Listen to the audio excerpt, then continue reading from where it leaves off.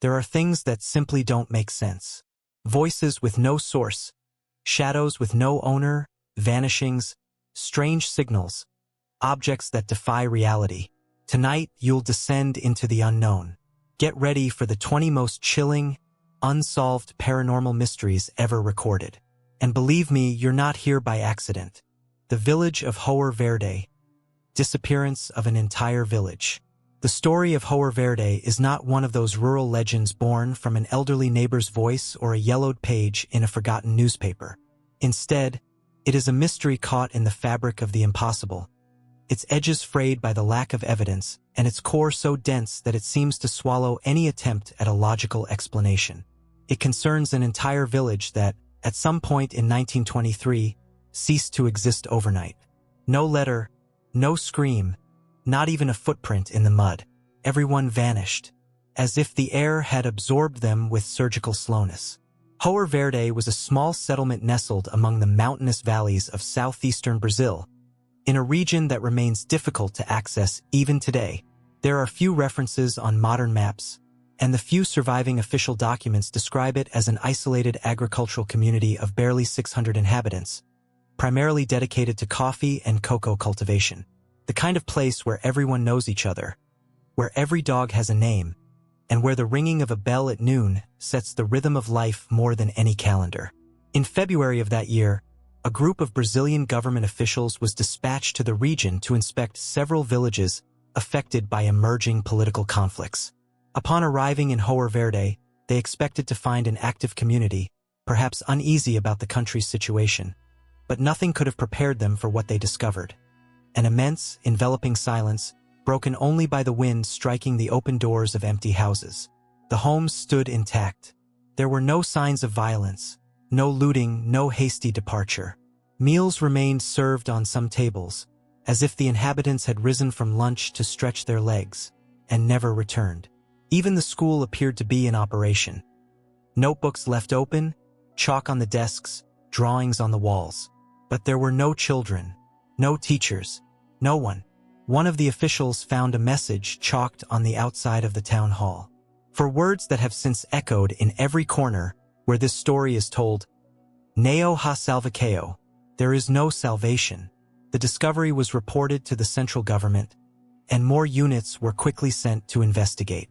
Testimonies collected from neighboring communities offered little help. Some said they had not seen anyone from Hoer Verde in weeks, which did not strike them as odd since the inhabitants rarely left their region. Others, however, reported hearing a prolonged buzzing for several nights, something akin to a metallic whistle coming from the valley, accompanied by a thick fog that seemed not to move with the wind. No bodies were ever found. There were no mass graves, no traces of emigration, not even indications that the population had voluntarily relocated. The terrain was scoured for days, caves, rivers, and paths examined. Nothing.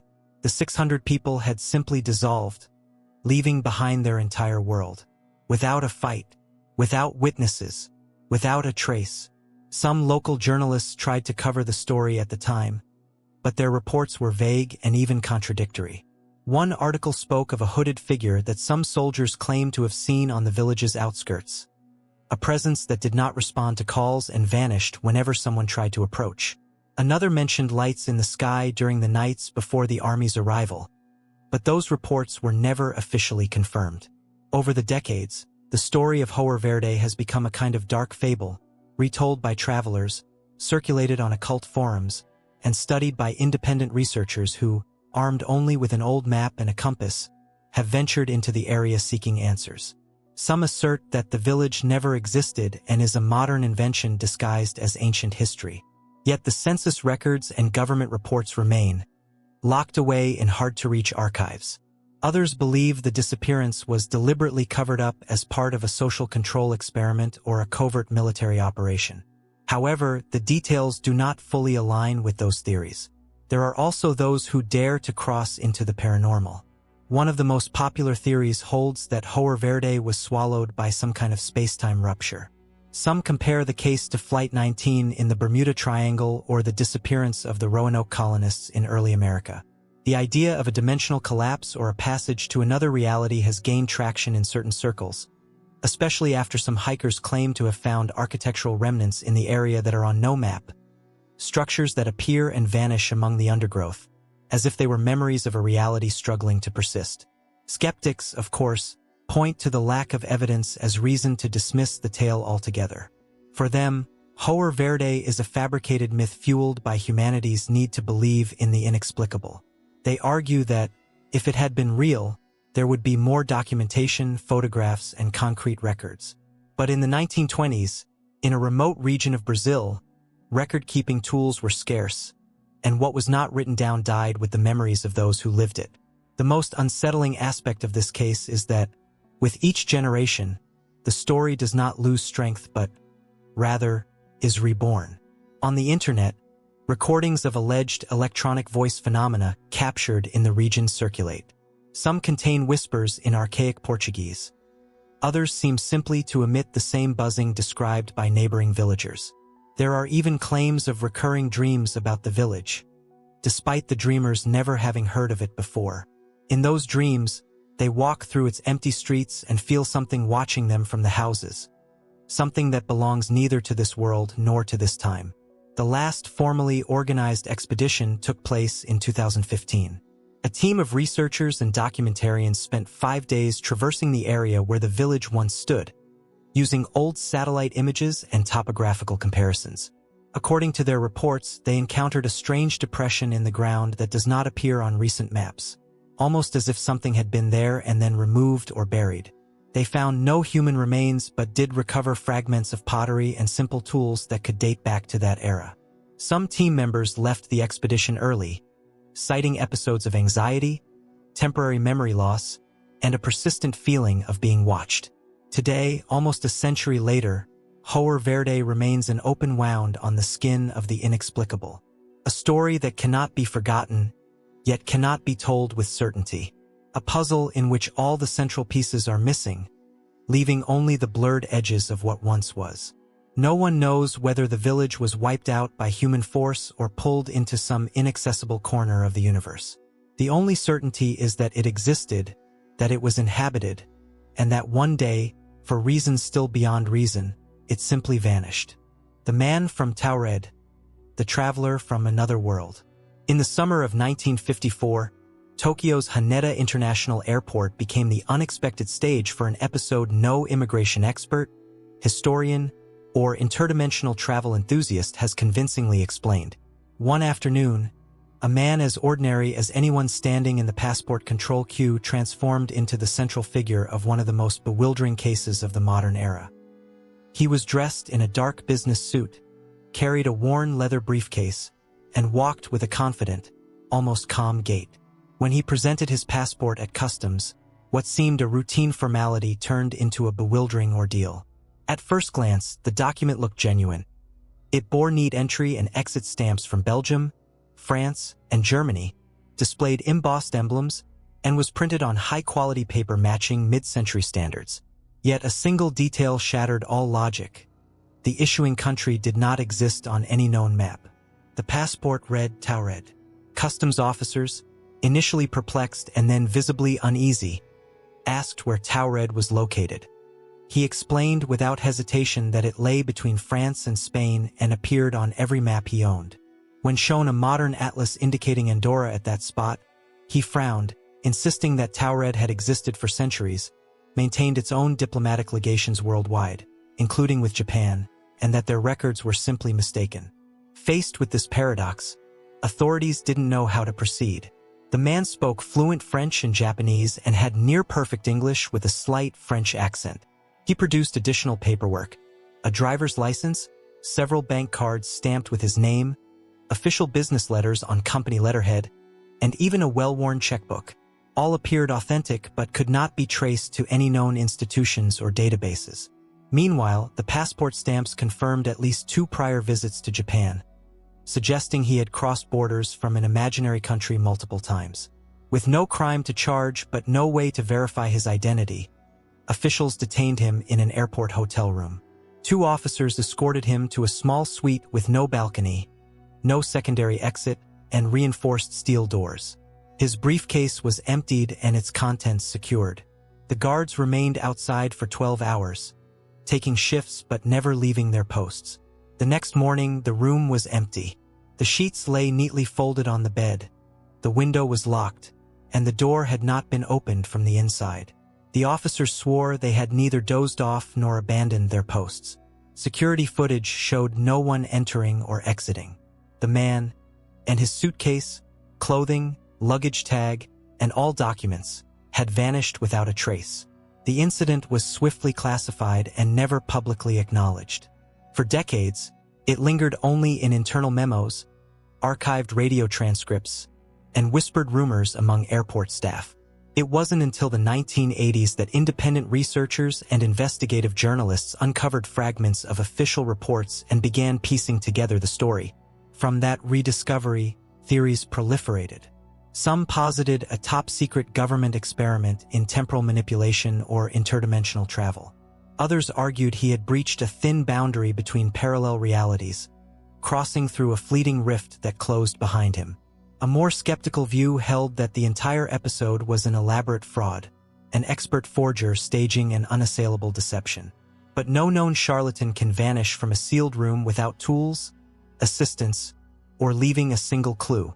Over time, this case became emblematic of reality shifts, alongside other puzzling accounts of individuals claiming origins in non-existent regions or recalling global events. Wars, scientific breakthroughs, natural disasters that never appear in historical records. Mainstream science debates whether these are collective hallucinations or signs of a complex, layered reality. Today, the man from Taured remains a specter in modern history.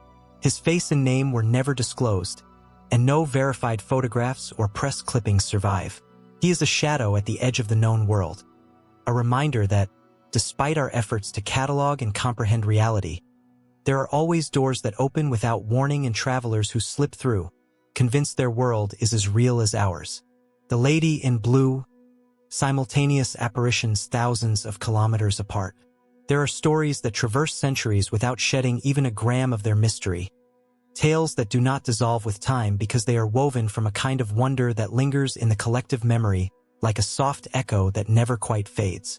Among those stories is one that stands out for its strangeness and persistence, an enigma that connects two worlds as distant as Spain and northern Mexico, linking monastic confinement with the wild landscape of indigenous deserts. This is the story of the Lady in Blue, and for centuries it has been a subject of devotion, suspicion, debate, and disbelief. It all begins in the 17th century at the Conceptionist Franciscan monastery of Agreda, a small village lost in the geography of Castile. There lived a young nun named Sister Maria de Jesus, who from the age of 17 claimed to enter deep trances during which she asserted she was transported, in body or in spirit, to unknown lands in the New World. In her own words, she visited people dressed in strange ways and speaking languages I could not understand, but which later revealed themselves in my mind as if they were part of my own soul. In those states, she described arid landscapes, dry rivers, distant mountains, and above all, human groups with customs that could not have been known in rural Spain at that time. The astonishing aspect of this case is that those spiritual visits did not remain private within the convent walls. In parallel and without any direct link, in the depths of northern Mexico, indigenous tribes that had never had contact with missionaries began to speak of a figure dressed in blue who told them about the God of the heavens, taught them how to make the sign of the cross, and occasionally left behind a gentle scent reminiscent of wilted flowers. That woman neither rode a horse nor spoke Nahuatl or Tarahumara, yet she managed to communicate with them. They feared and revered her at the same time. They said she appeared at dawn and vanished like a sigh when the sun was high. The accounts agreed on one fundamental detail. Her attire was blue, a habit worn only by the Conceptionist nuns, and not common to any other religious order sent to America at that time. Years later, when Franciscan missionaries began to arrive in the same regions where the Heavenly Lady was spoken of, they discovered something breathtaking. The tribes already knew how to pray. They recognized Christian symbols, spoke of the birth of a sacred child, of the cross of the Virgin, and of redemptive sacrifice. Even more striking, they said they needed no evangelization because they had already received the visit of a messenger from heaven. Over time, the pieces of the puzzle began to fit. The testimonies of Sister Maria, recorded by her superiors and preserved by the Vatican, coincided with the reports of the missionaries traveling the desert paths of Mexico.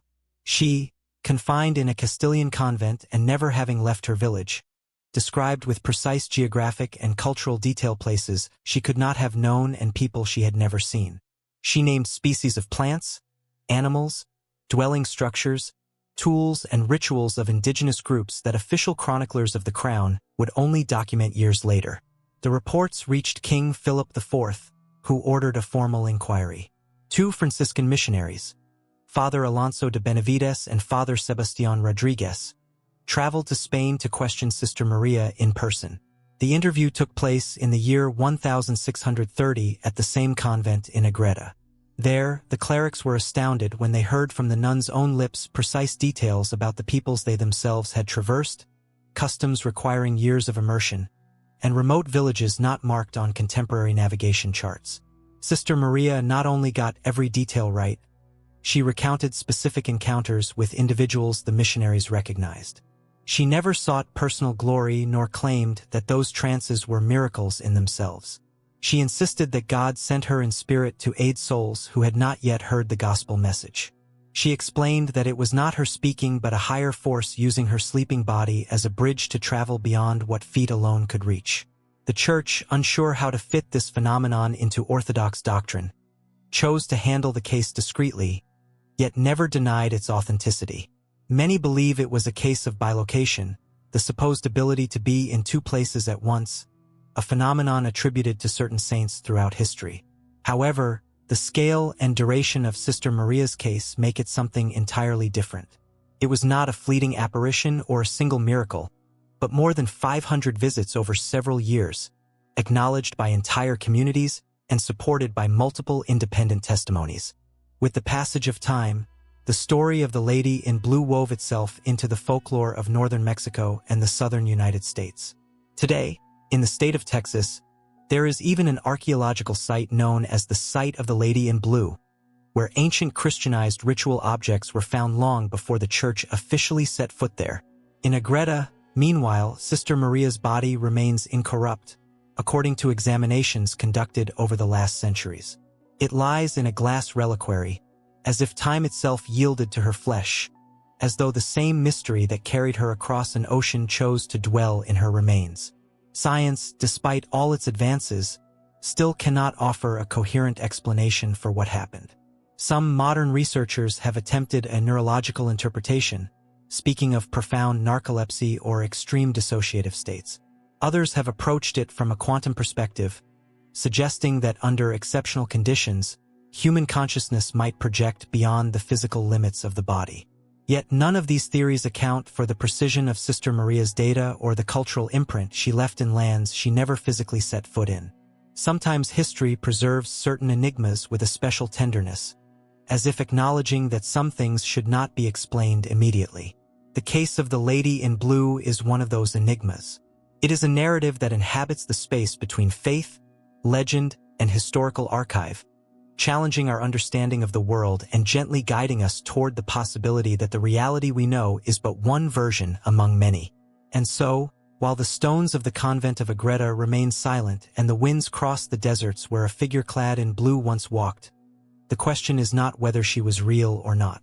The question, perhaps, is how such a story continues to breathe after so many centuries. The Philip experiment, creating an artificial ghost. For centuries, most ghost stories have sprung from the same root. Unresolved tragedies, unexpected deaths, tormented pasts that cling to the present like a shadow, refusing to disappear.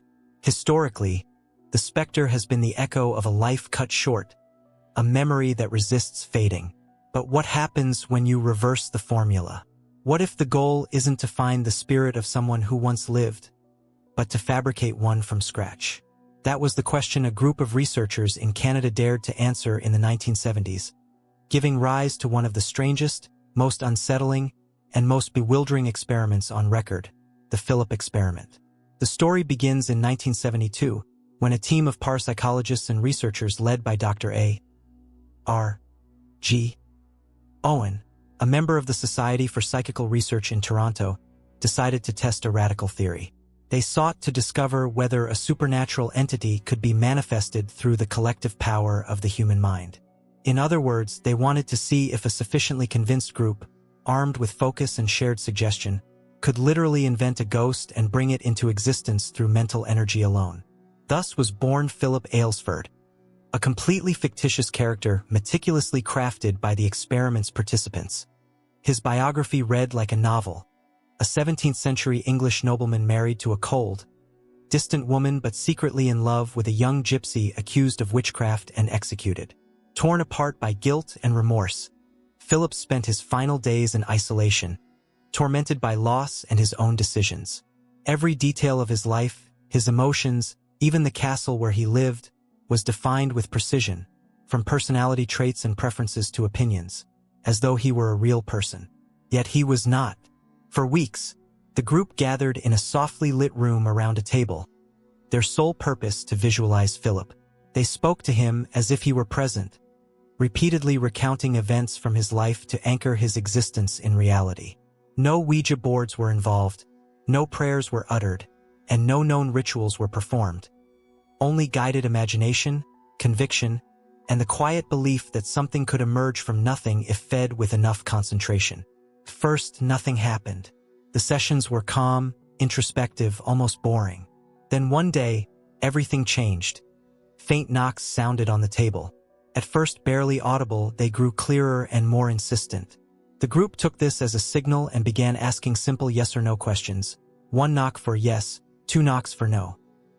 Defying all logic, the answers corresponded exactly to Philip's invented biography, as if he were really there, following his own story like a learned script. The chilling part was that the participants never forgot Philip was a mental construction. Yet the entity that now responded with knocks, noises, and table movements behaved as if it had an identity of its own, as if it had emerged from some dark place between imagination and tangibility. In one session, the table slid violently without being touched. In another, the lights flickered immediately after an especially intense question. Temperature fluctuations were recorded, and members reported shifts in air pressure, a kind of floating electricity that was hard to describe but unmistakable to feel. Everything was carefully documented. Video recordings show participants laughing, astonished, and at times terrified as the table shook or unexplained noises rang out. The case attracted media attention and experts from various disciplines. Skeptical scientists participated as observers, seeking fraud or rational explanations, yet no clear manipulation was ever discovered. The phenomenon occurred under controlled conditions and always revolved around Philip, the imaginary character born of fiction and seemingly evolving within the group like a floating consciousness. Over time, researchers noticed a pattern. The more emotional the session, the more active the phenomena. Philip responded more forcefully when the room buzzed with intense human energy, as if he needed the heat of emotion to manifest. But he also became more erratic. He began answering questions unrelated to his original story, leading some participants to believe the entity had started to develop a will of its own.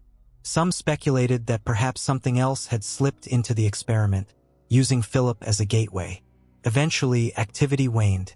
Sessions grew quieter and more sporadic. Philip no longer knocked with the same precision.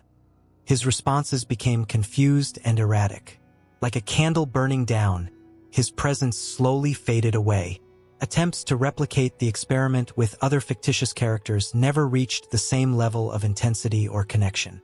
It seemed that something unique in Philip's story, and the way he had been created, had touched an invisible point between imagination and reality that no one could fully understand. The Philip experiment remains one of those rare moments in history when the mystery doesn't come from the unknown, but from what we ourselves create. It wasn't about finding ghosts, but about asking whether humans, by believing strongly enough, can bring something that doesn't exist into life. For many, the story remains a curious anecdote at the fringes of science. For others, it's proof that the human mind is still largely uncharted territory, with corners capable of opening doors that should perhaps remain closed. Even half a century later, the case is still discussed in specialized circles. Some interpret it as an exercise in collective suggestion, Others see it as a warning about the power of intention. But all agree that something occurred in that room in Toronto, something that defies simple explanation. Something that reminds us that, even in a world ruled by reason, gray zones remain where the imaginary can become flesh, if only for an instant. And in that instant, perhaps true terror resides.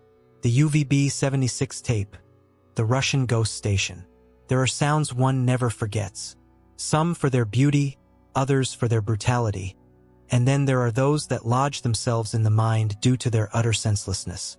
The signal known as UVB-76, also called the buzzer, belongs to that last category.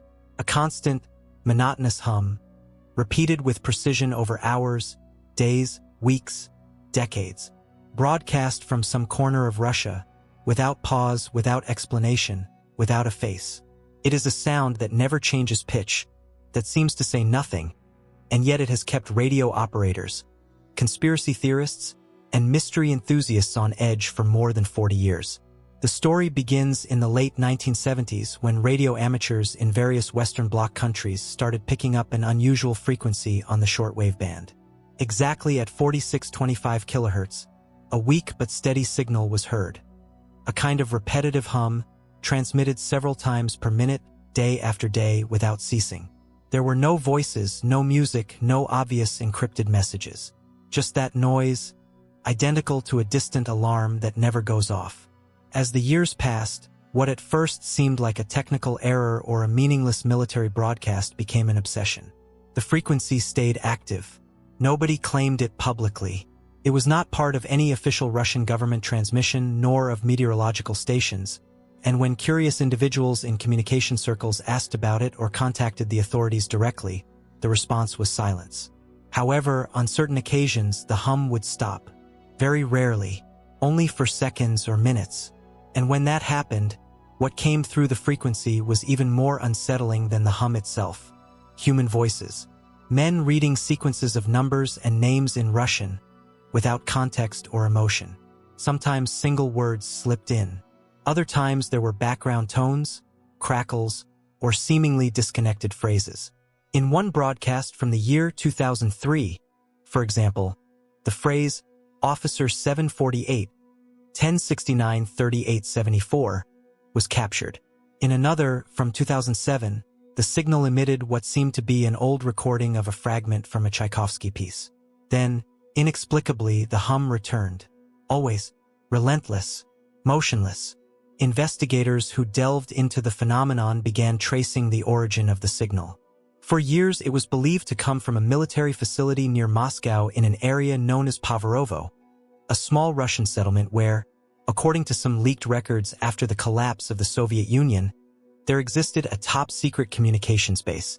In 2010, a group of urban explorers succeeded in entering the ruins of that abandoned base. Inside, they found destroyed radio equipment, notebooks with Cyrillic notes, and something that took more than one person's breath away. A half-burned document listing transmission dates that matched the known interruptions of UVB-76, as if someone had been meticulously logging every time the signal changed its pattern. From that discovery, dozens of theories emerged. One of the most popular is the automatic retaliation system, an idea inherited from the toughest years of the Cold War. According to this hypothesis, UVB-76 would be part of a mechanism designed to trigger an automatic nuclear response if Russia were attacked and its leaders were eliminated. The constant hum would act like an artificial heartbeat. As long as it sounded, everything was in order. But if it stopped without explanation, it meant something terrible had happened, and the consequences would be immediate. Others posit that it serves to occupy the frequency to prevent it from being used by other countries or spies. There are also those who believe it is an extremely complex coded communication system, where the true instructions are hidden in changes of tone, in the pauses, or in the audio quality.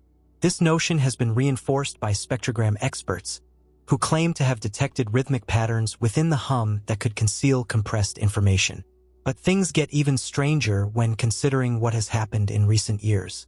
Starting in 2015, the signal began to move. It was no longer broadcast from a fixed point.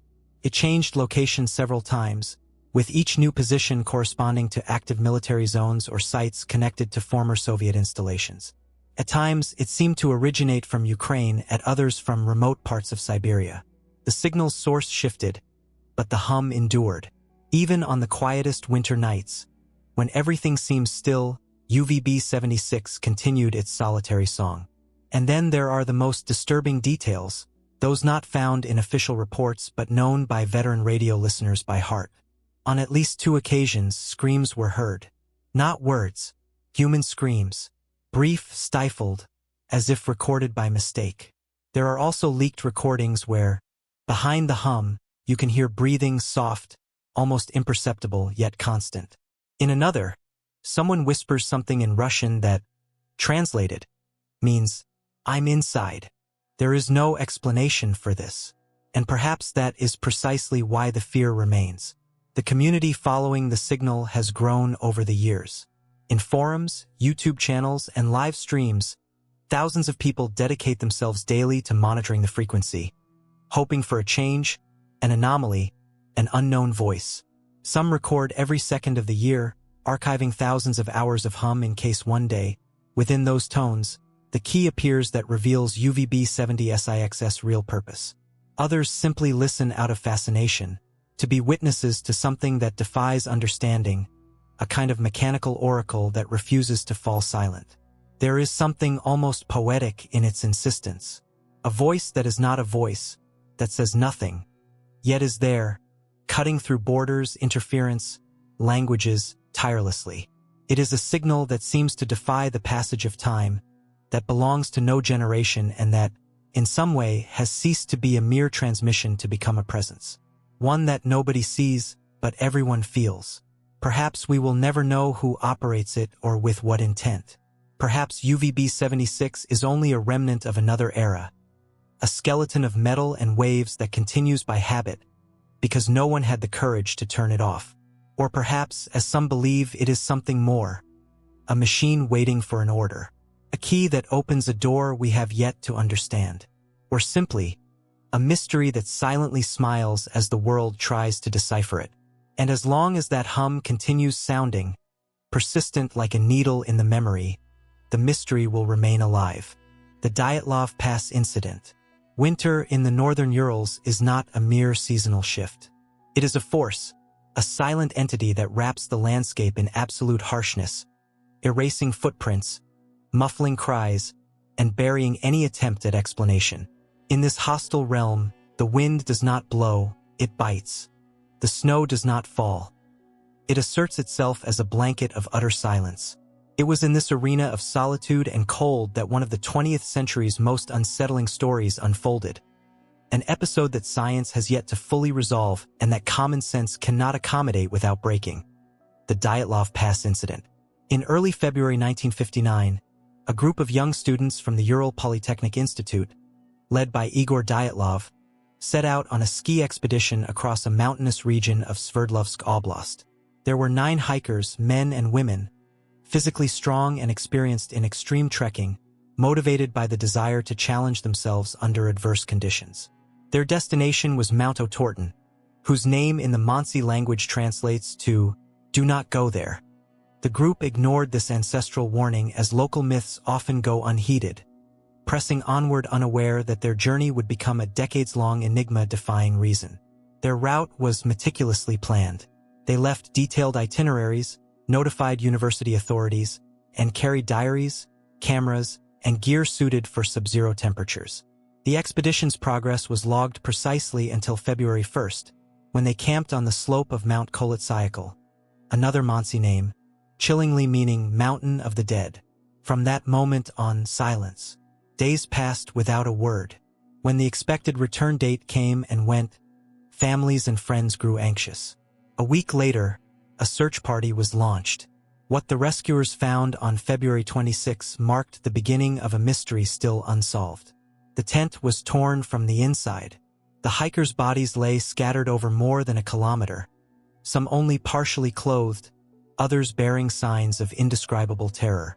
2 were discovered next to the remains of an improvised fire, without proper cold-weather clothing, as though they had fled barefoot into the night, heedless of the lethal frost. 3 more were found between the camp and the woods, in positions suggesting a desperate attempt to return to the tent. The final 4 were uncovered months later, under nearly 4 meters of snow in a ravine, exhibiting the most disturbing injuries. One corpse had a shattered skull. Another showed multiple broken ribs, as if struck by a superhuman force. One young woman's tongue was missing. Autopsies revealed internal fractures akin to those from a high-impact car crash. Yet there were no external wounds, no defensive injuries, no animal tracks, no signs of a struggle, only a scene of chaos, fear, and death in one of the planet's most desolate places. Temperatures that night were below 20 degrees Celsius under zero. To abandon a tent without shoes or warm clothing and dash into the inky cold, they must have faced something far worse than freezing. That question spawned a torrent of theories, official, absurd, and downright chilling. The Soviet government's initial explanation was terse and vague, an overwhelming and unknown force. With that, the case was closed. Details were scarce, no clear reconstruction was offered, and files remained sealed for years. Yet silence could not quell the questions. As documents trickled out over time, hypotheses multiplied. The avalanche theory suggests a sudden snow slide forced the group to flee their tent in panic, leading to hypothermia or traumatic injury. While plausible, it conflicts with key evidence. No avalanche debris was found, the tent was only partially crushed, and nearby trees were unscathed. Moreover, the internal fracture patterns do not match typical avalanche trauma. Another theory points to secret military tests, vacuum explosives, sonic weapons, or other experimental devices. This could explain the bizarre fractures, erratic behavior, and radiation on some garments. But without witnesses or concrete proof, it remains speculative. Then there are ideas of natural infrasound phenomena. Under certain geological conditions, wind can generate low-frequency vibrations that induce panic, disorientation, and irrational fear. Yet this does not account for crushing injuries, the missing tongue, or radioactive traces. Finally, some invoke supernatural explanations, ancient Mansi legends of protective spirits or cursed lands. But the site bore no ritual markings, no strange symbols, only absence, an empty void that screams mystery. In recent years, documentaries, books, and even fictional retellings have emerged, yet none provides a definitive answer. In 2020, the Russian government briefly reopened the investigation, again attributing the tragedy to an avalanche, an explanation that convinced few. It is as if the mountain not only buried 9 young lives but also every effort to comprehend them. The most disturbing aspect is not what we know but what we lack. Photographs from the days before, letters to loved ones, diary entries. Everything is there, every detail of their journey. And yet, it all blurs into the night when the snow swallowed their tracks. One final note from the group's shared diary reads, "The wind howls fiercely tonight, and the sky is pitch black. But we are in high spirits and ready for tomorrow." So simple, so unassuming, and that is what makes it so heartbreaking. For none who stand on the brink of the unfathomable realize what lies ahead until it is too late. The reincarnated child James Leininger. Sometimes memories arrive too early, before one learns to read or count to 10, even before the world begins to take shape. There are recollections that do not seem to belong to us, that burst in without warning with such precise force that it is impossible to attribute them to imagination. This is how the case of James Leininger began, a child born in the state of Louisiana in the United States of America, who from his earliest years seemed to carry a story that was not his own. Or at least not in this life.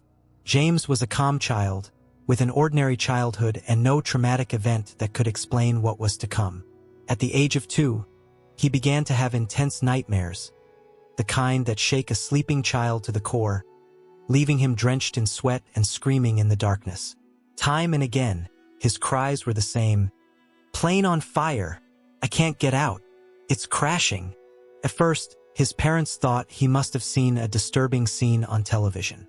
But the episodes recurred with alarming frequency, and the content of his dreams became increasingly specific. They were not simple scenes of fire or fear. James spoke of old aircraft, of an engine failing, of a place called Iwo Jima, and he mentioned names his parents had never uttered in his presence. At that age, his vocabulary already included words not normally found in a small child's mouth: cowling, aircraft carrier, Zero fighter. He described aerial maneuvers with a technical level of detail that puzzled everyone. His father, Bruce Leininger, who had no ties to aviation or military history, began to take notes, intrigued by the precision of what his son said both asleep and awake. As the months passed, James began to draw airplanes in combat, explosions, soldiers. In almost all his drawings, the same scene appeared: a burning plane falling toward the sea, and a pilot either being ejected or trapped. He always signed the drawings James 3. When his mother asked what that number meant, he replied without hesitation, "Because I am the third James." The pilot was also named James. This was the beginning of a personal investigation that his parents never imagined undertaking. Searching for answers, Bruce reviewed books, historical archives, and documents on the Second World War. What he discovered shook all logic. In the Battle of Iwo Jima, one of the most brutal engagements in the Pacific Theater, a pilot named James Houston Jr. had died when his plane was struck by enemy fire and plunged into the sea. He was 21 years old. He flew a Corsair, the same model his son drew flawlessly without ever having seen one. It had been assigned to the aircraft carrier Natoma Bay, a name James had also mentioned without knowing it existed. Everything began to take shape with chilling exactness. James did not only talk about the plane. He spoke of his squadron mates, his best friend Jack Larson, and specific missions that were later corroborated by official military records. Bruce managed to contact veterans who had served alongside Houston, and they confirmed the child's accounts with astonishing naturalness. No one in the Leininger family had access to that information. No one had ever discussed these matters. And James, barely 3 years old, recounted everything as if he were remembering, not learning. One of the most striking moments occurred when the family visited an aviation museum. There, in front of a real Corsair, James approached the landing gear and pointed out a technical detail, saying, "That is wrong. The Corsair tended to burst its tires on landing if you did not do it precisely." The guide, surprised, admitted that this issue was known among veteran pilots of the model, something very few knew outside the military circle. James could not possibly have known that. The most unsettling part was how the child began to speak of his own death. He said he was shot down by a Japanese plane, that his cockpit caught fire and he could not escape. He recalled feeling the heat, the panic, and then darkness, and afterwards he simply returned, as if death had not been an end, but a pause. The family, which was neither particularly religious nor esoteric, was forced to confront the possibility that their son was experiencing memories from a past life. They consulted psychologists, therapists, and reincarnation researchers. Some tried to propose psychological explanations: childhood fantasies, environmental influences, memory disorders. But none of these theories withstood the level of detail, the historical accuracy, and the fact that James had begun speaking of all this long before any exposure to external information. The case reached Dr. Jim Tucker, a child psychiatrist at the University of Virginia who has studied accounts of children with past life memories for decades. After evaluating James for several years, Tucker concluded that it was one of the strongest cases he had ever encountered. It was not simply a child with an overactive imagination. It was someone who seemed to have brought a foreign identity with him, speaking with the familiarity of someone who had truly been there. As James grew older, the memories began to fade. The nightmares became less frequent. The details lost their sharpness, as if his new life was finally filling his mind completely. But the impact on his family and the researchers who knew him was profound. Because the case of James Leininger is not based on blind faith or ambiguous interpretations. It is supported by names, dates, documents, and living witnesses. Everything fits together like a mechanism that should not exist, yet operates with the precision of a strange clockwork. Today, James is an adult.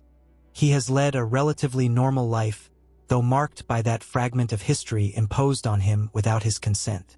He himself has said in interviews that, although he no longer has the memories as clearly as in childhood, He feels a connection to that young pilot who died in the Pacific decades before he was born. It is like a distant memory, a blurred photograph that he cannot tell whether he lived or dreamed. The story of James poses a question that unsettles us, not because it is impossible, but because it forces us to think beyond the boundaries we have so painstakingly drawn. What if consciousness does not end with death? And what if the soul, or whatever term one prefers, knows more paths of return than we ever dared to imagine? Perhaps the child's mind, still unbound by the barriers of adult reason, is capable of remembering what most forget upon entering the world. Perhaps there is something that travels with us through time like an undying spark, waiting for the moment to return. And sometimes, when that happens, it brings with it the fire of war, the roar of a diving engine, and the final seconds of a life that should never have been repeated. The ghost of the SS Watertown. Life at sea has a strange relationship with time. Hours do not pass as they do on land. There are no cities sliding past the window, nor clocks that seem to be in a hurry. All one hears is the sway of the water, the creaking of rusted structures, and the murmur of human voices repeating themselves more out of necessity than desire. And perhaps that is why, when something out of place occurs, something that fractures the silence with an inexplicable tremor, that moment lingers forever. Such was the case aboard the SS Watertown, an American freighter that, in the 1920s, slipped from anonymity into mystery within days. It all began, as many sea stories do, with a death. The SS Watertown was a U.S.-flagged oil tanker bound from New York to the Panama Canal. Mid-voyage in the Pacific Ocean, 2 crew members, James Courtney and Michael Medan, died while cleaning one of the cargo tanks. They succumbed to poisonous gases, an accidental tragedy not uncommon on such vessels. Unable to preserve the bodies until reaching port, the crew followed the naval regulations of the day. A solemn, understated ceremony, and the bodies were consigned to the sea. And that could have been the end of it. But it was not. A few hours after the burial at sea, crew members noticed something uncanny. In the waters surrounding the ship, precisely where the bodies had been released, 2 human faces appeared. Not as part of the surf or a passing reflection, but rigid and unmoving, as if the sea had become a mirror to another realm. The sailors swore the faces belonged to Courtney and Medan. Most disturbing was that they did not drift away with the current but hovered near the hull for days, as if they had not yet completed their departure. The apparitions persisted for days. Some saw them at dawn, others at dusk. They glided alongside the ship, mere meters away, bearing the same vacant expression, the same unervingly calm gaze. No one could fathom how this was possible. They were not crew reflections, oil stains, or sail shadows. They were faces, crisp and clear, as if someone peered up from beneath the waves. Some sailors tried to capture them with their rudimentary cameras, but the film showed only foam and horizon. Until one day the shot succeeded. Radio officer Fred Tracy persuaded Captain Keith Tracy to formally document the phenomenon. Armed with a large-format Kodak camera, the era's most advanced, they waited for the faces to reappear. When they did, Tracy aimed the lens at the water, pressed the shutter, and snapped 6 exposures in quick succession. They sealed the film and sent it to company headquarters upon reaching New Orleans. What followed transformed the tale into one of the most debated paranormal cases at sea.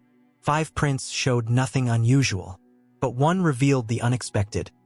2 human faces suspended in the water, unmistakably visible, their expressions a blend of sorrow and tranquility. They were neither blurred nor abstract, sharp and unmistakable. Lab technicians confirmed there was no tampering, double exposure, or retouching. What the camera captured was present at the very moment of the shot. The photograph ran in maritime bulletins and then in newspapers across the United States. Kodak itself analyzed the negative and stated there was no evidence of forgery or editing. What the negative contained was genuine. Yet no explanation followed. Theories swirled like fog on deck.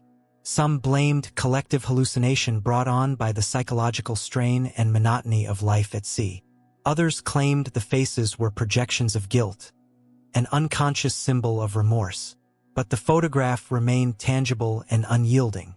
Even technical skeptics could not replicate the exact details through floating debris or multiple reflections. Certain later events deepened the mystery. Reportedly, the SS Watertown was renamed by the company, and its entire crew was replaced. Officially, the incident was never discussed again, and the original photograph vanished into archives for years, buried beneath layers of bureaucracy. Only copies made from the original negative surfaced among collectors and paranormal researchers. Over time, the SS Watertown story became legend. It was reprinted in mystery magazines, featured in books on maritime ghosts, and discussed on radio shows devoted to the unexplained. What sets this case apart is its consistency.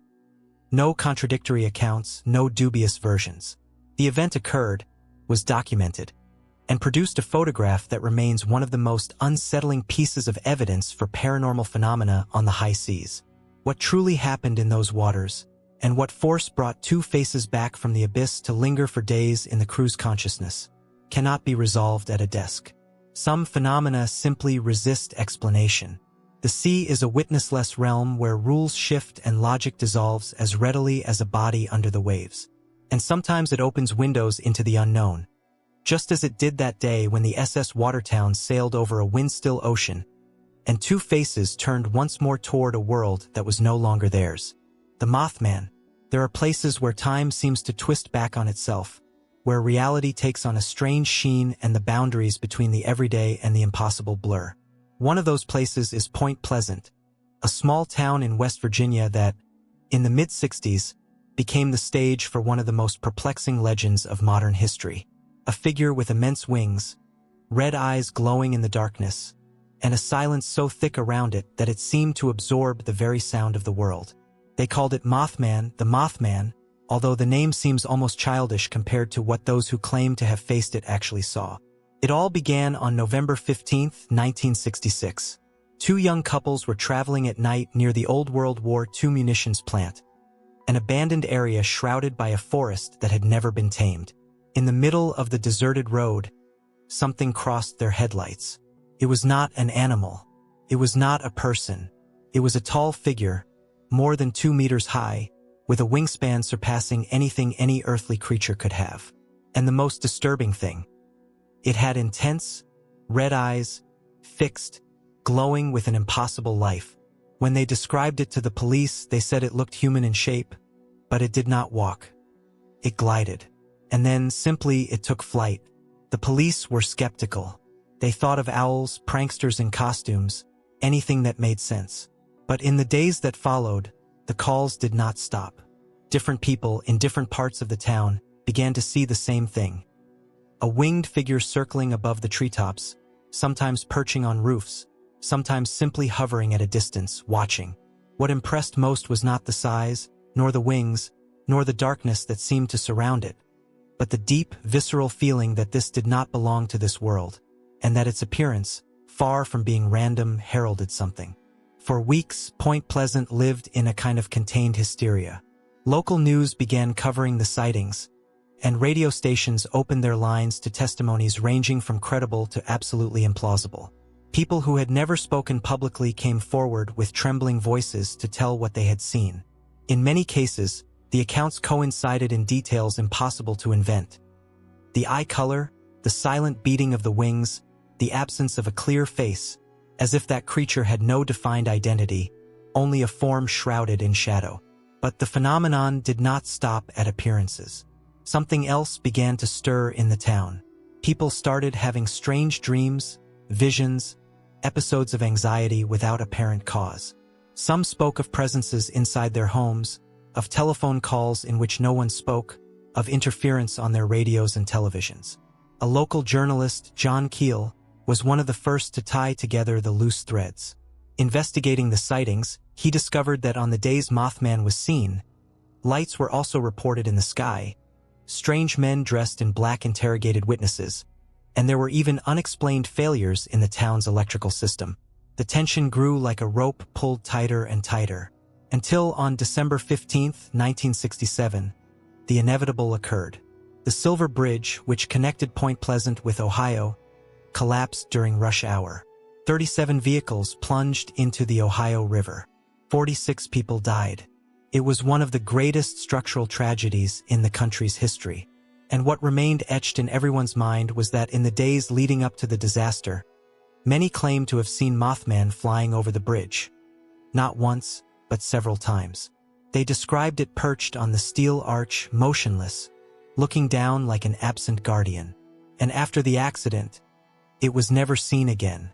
That was the turning point. The figure that had once been feared as a threat began to be interpreted differently. What if Mothman was not the cause of the disaster, but its messenger? What if its appearance was a kind of warning, a signal? The town was marked by that tragic twist, and the creature, already shrouded in the fog of myth, became a symbol that crossed the borders of the United States. Since then, similar sightings have been recorded in different parts of the world, always associated with imminent tragedies. There have been talks of winged figures in Chernobyl before the nuclear accident. Some claim to have seen it in New York days before the attack on the Twin Towers. In Mexico, in Chile, in Turkey, the testimonies repeat with different nuances, but with the same essence. A tall, winged presence with red eyes that appears on the edges of reality when something is about to break. What makes it so hard to dismiss this story is not tangible evidence, which practically does not exist, but the coincidences, the repetitions, the accounts that have no connection with each other, yet fit together like pieces of a puzzle whose dimensions we have yet to see. And there is also the fact that many of the original witnesses never sought attention, never profited, never wanted to be part of a spectacle. Some even left the town to forget what they saw. The figure of Mothman has transformed into an object of cult. Every year, a festival is held in its name in Point Pleasant. There are statues, souvenir shops, books, documentaries.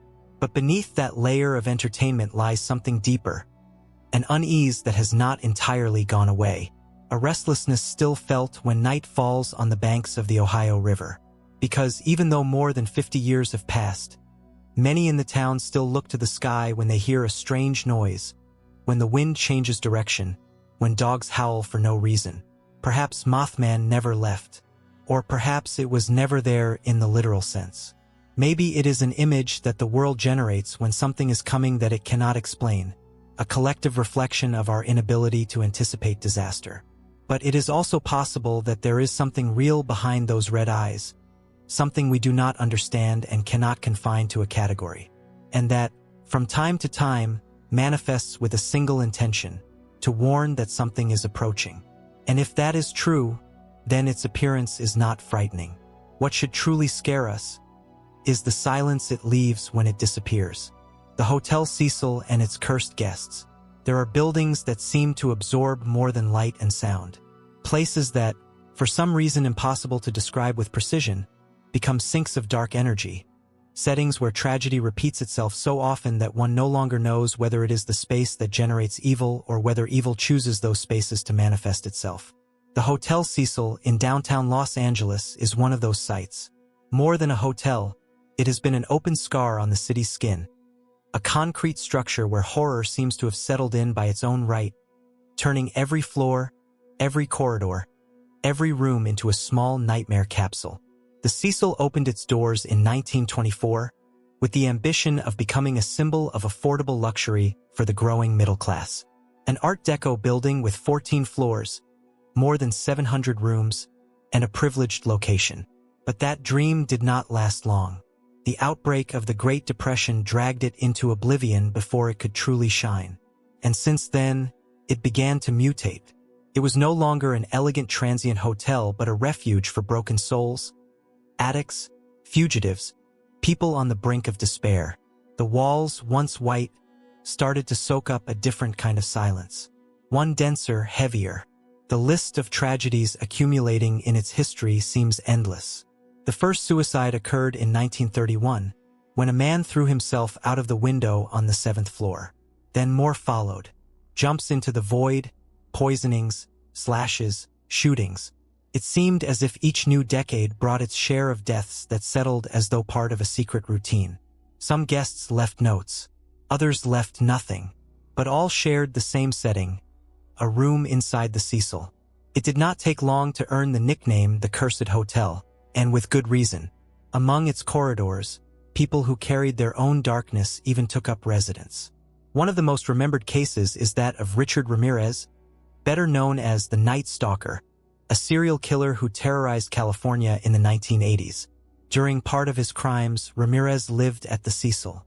When he returned after committing murders, he entered through the back door, bloodied, climbed the stairs, undressed in his room on the 14th floor, and tossed his clothes into the containers in the basement.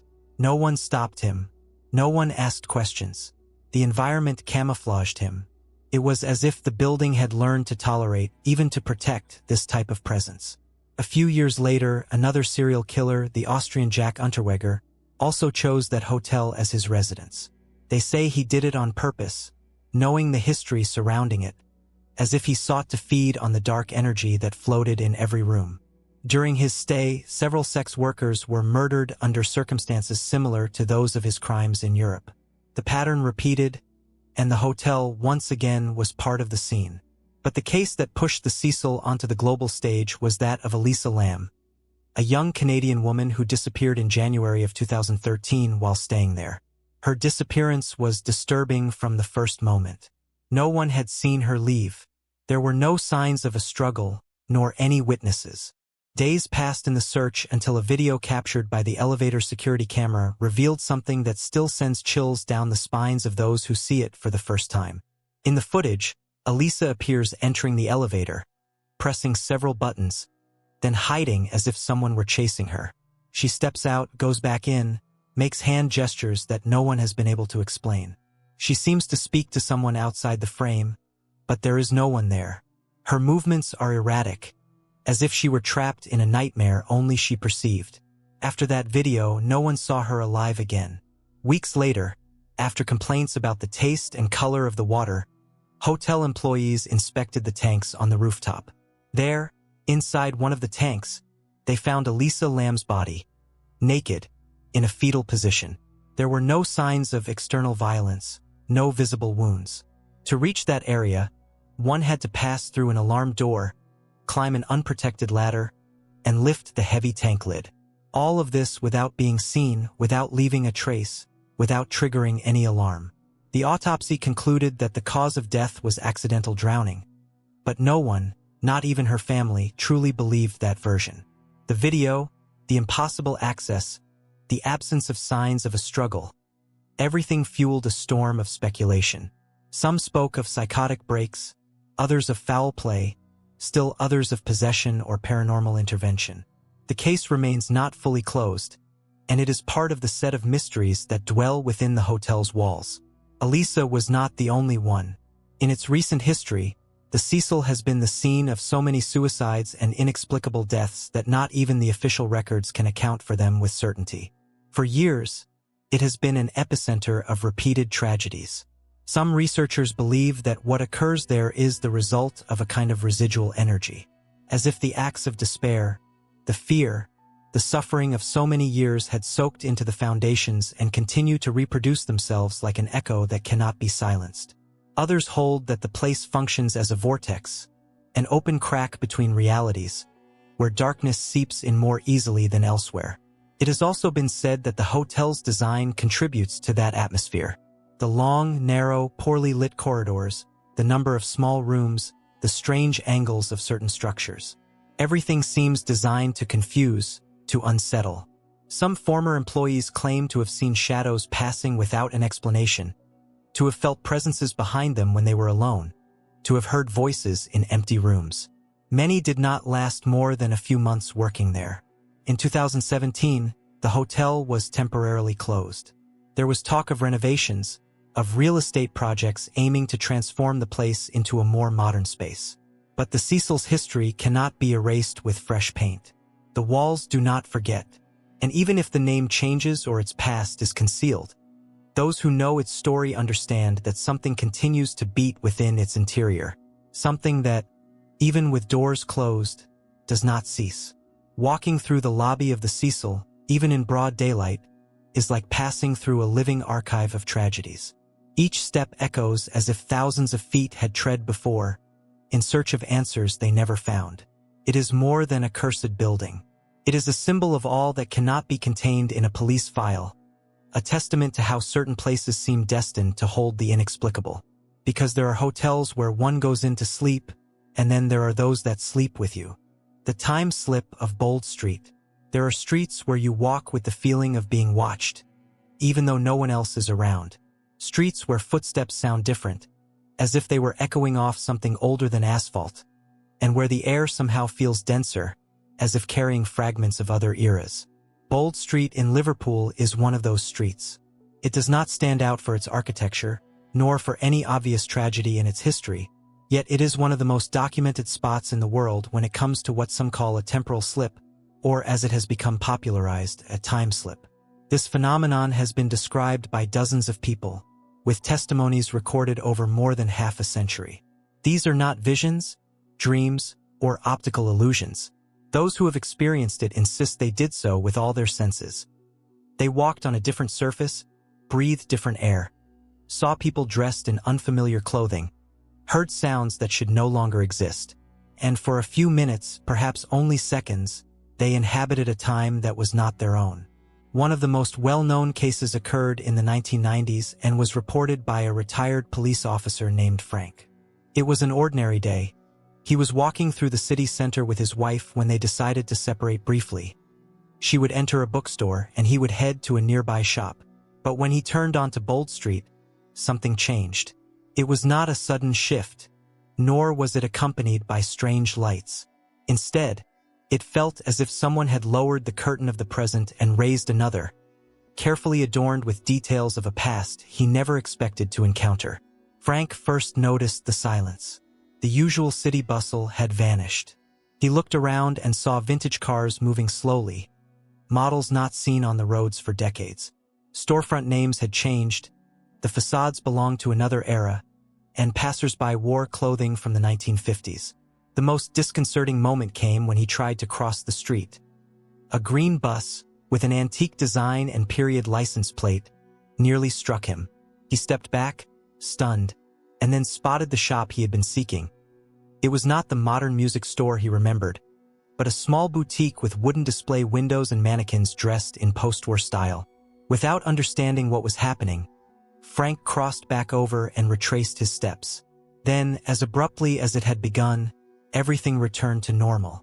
Present-day sounds came rushing back, modern facades reappeared, and contemporary cars filled the street. The shop was once again the record store. His time had reclaimed him. This account was widely publicized by paranormal investigators, but what made it especially impactful was Frank's seriousness and reputation. A man accustomed to facts and objective reports who had never before shown interest in the unexplained. He was not the only one. Shortly thereafter, a young woman walking in the same area recounted seeing another woman emerge from a shop with a brown paper bag, dressed as though she had stepped out of a 1940s film. Curiously, that shop had closed more than 50 years earlier, and only the remnants of an abandoned storefront remained where she claimed to have seen it. Later, a university student insisted he had accidentally entered a bookstore that felt completely out of place. The books were old, the shelves wooden, and the cashier wore a uniform that had not been used for decades. When he stepped outside to tell a friend who was waiting for him, he looked back and found a completely different, modern shop. No trace of the scene he had just experienced. So many reports have accumulated that Bold Street has been informally dubbed the street where time breaks. Even more astounding is that the testimonies agree on the details.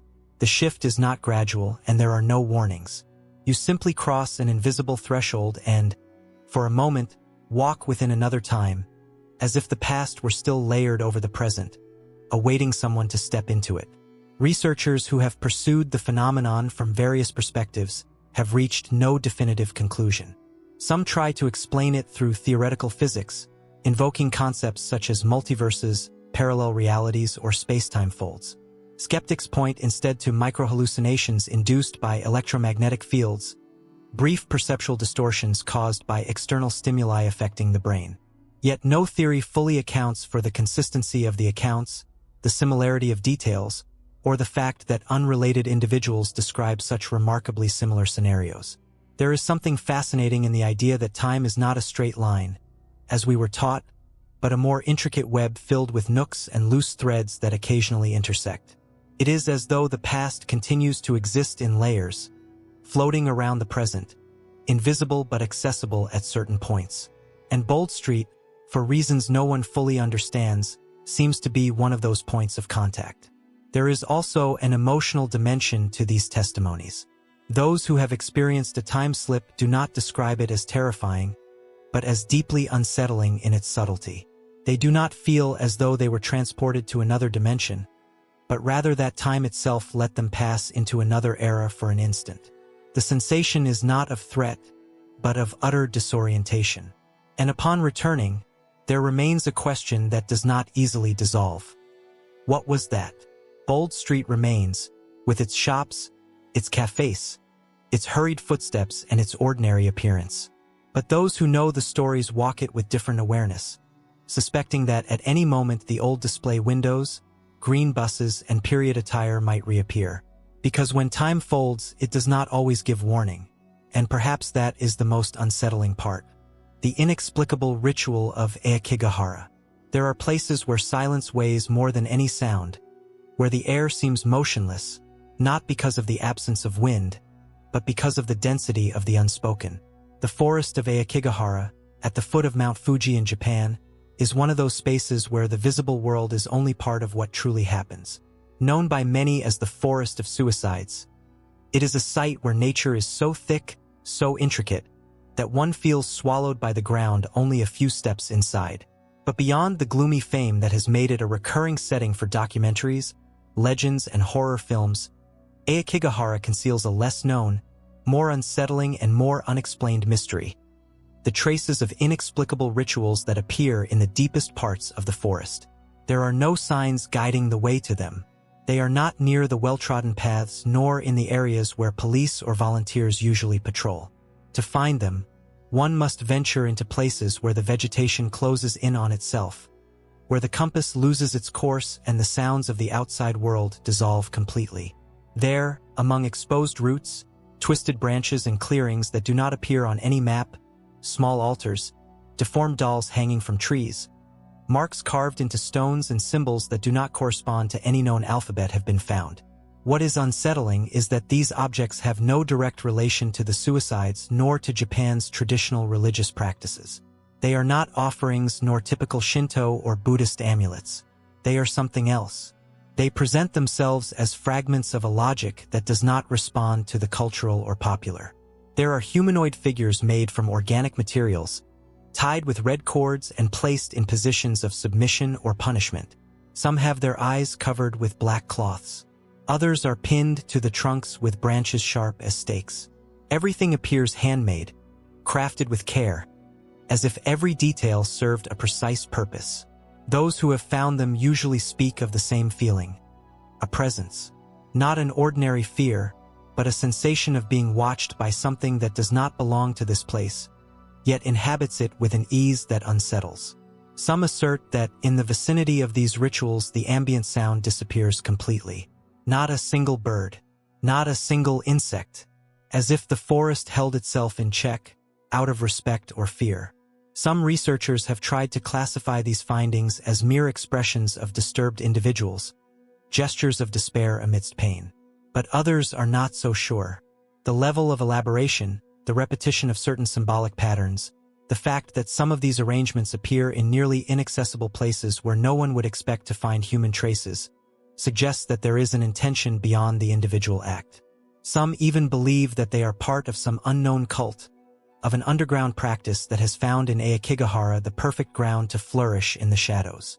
The forest rangers, already accustomed to encountering the unthinkable, avoid speaking openly about the matter. Some, in anonymous interviews, have admitted that certain areas of the forest are marked not officially, but within the community that works there. Zones that are not patrolled, where no one enters alone, not even during the day. It is said that in those places the cords that visitors usually tie to avoid getting lost in the thicket have been found cut, not by animals or by wear over time, but by something or someone that severs them with precision. There are also reports from rescue teams who heard voices among the trees calling them by their names, only to discover that none of their colleagues had uttered a single word. Tourists rarely become aware of this other side of Aokigahara. Most walk the initial trails, take photographs, whisper what they already know. That it is a place where many people have chosen to end their lives. But there is a boundary that not everyone crosses, a point without clear signage where the forest changes its tone. And those who cross it, voluntarily or accidentally, confront a version of the place that seems to have been waiting for them long before they arrived. One of the most disconcerting discoveries occurred in 2016, when a group of Japanese documentarians ventured several kilometers beyond the authorized area. There, in a small moss-covered clearing, they found what appeared to be a sort of ceremonial circle, formed by stones arranged with an almost geometric precision.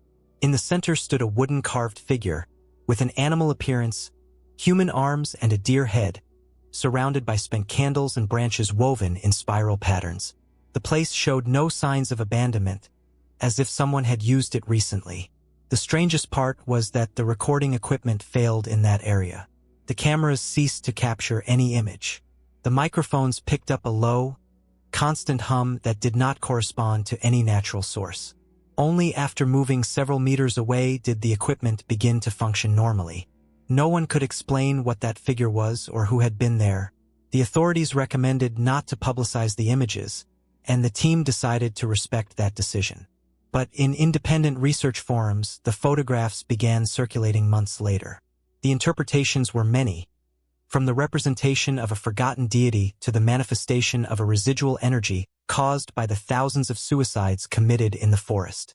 There were also those who mentioned much older legends, even predating Imperial Japan, which spoke of sacred forests where the living could meet entities from the other world if they crossed certain invisible thresholds. Aokigahara, with its dense vegetation that blocks the light, with its volcanic ground that absorbs sound, with its paths that lead nowhere in particular, seems to possess all the characteristics to become one of those places where reality unravels at the edges. It is not an enchanted place in the conventional sense. It is something more subtle, more profound. It is a territory burdened with too much accumulated pain, too many farewells without ritual, too many final decisions taken in solitude. And when a space is inhabited in that way for such a long time, something changes. The rituals that appear in Aokigahara do not seek publicity. There are no social networks or urban legends that have made them go viral. They are discovered by accident, recorded discreetly, and then hidden out of respect, fear, or a mixture of both. But they continue to appear. And as long as they do, the question of who performs them and why will remain alive.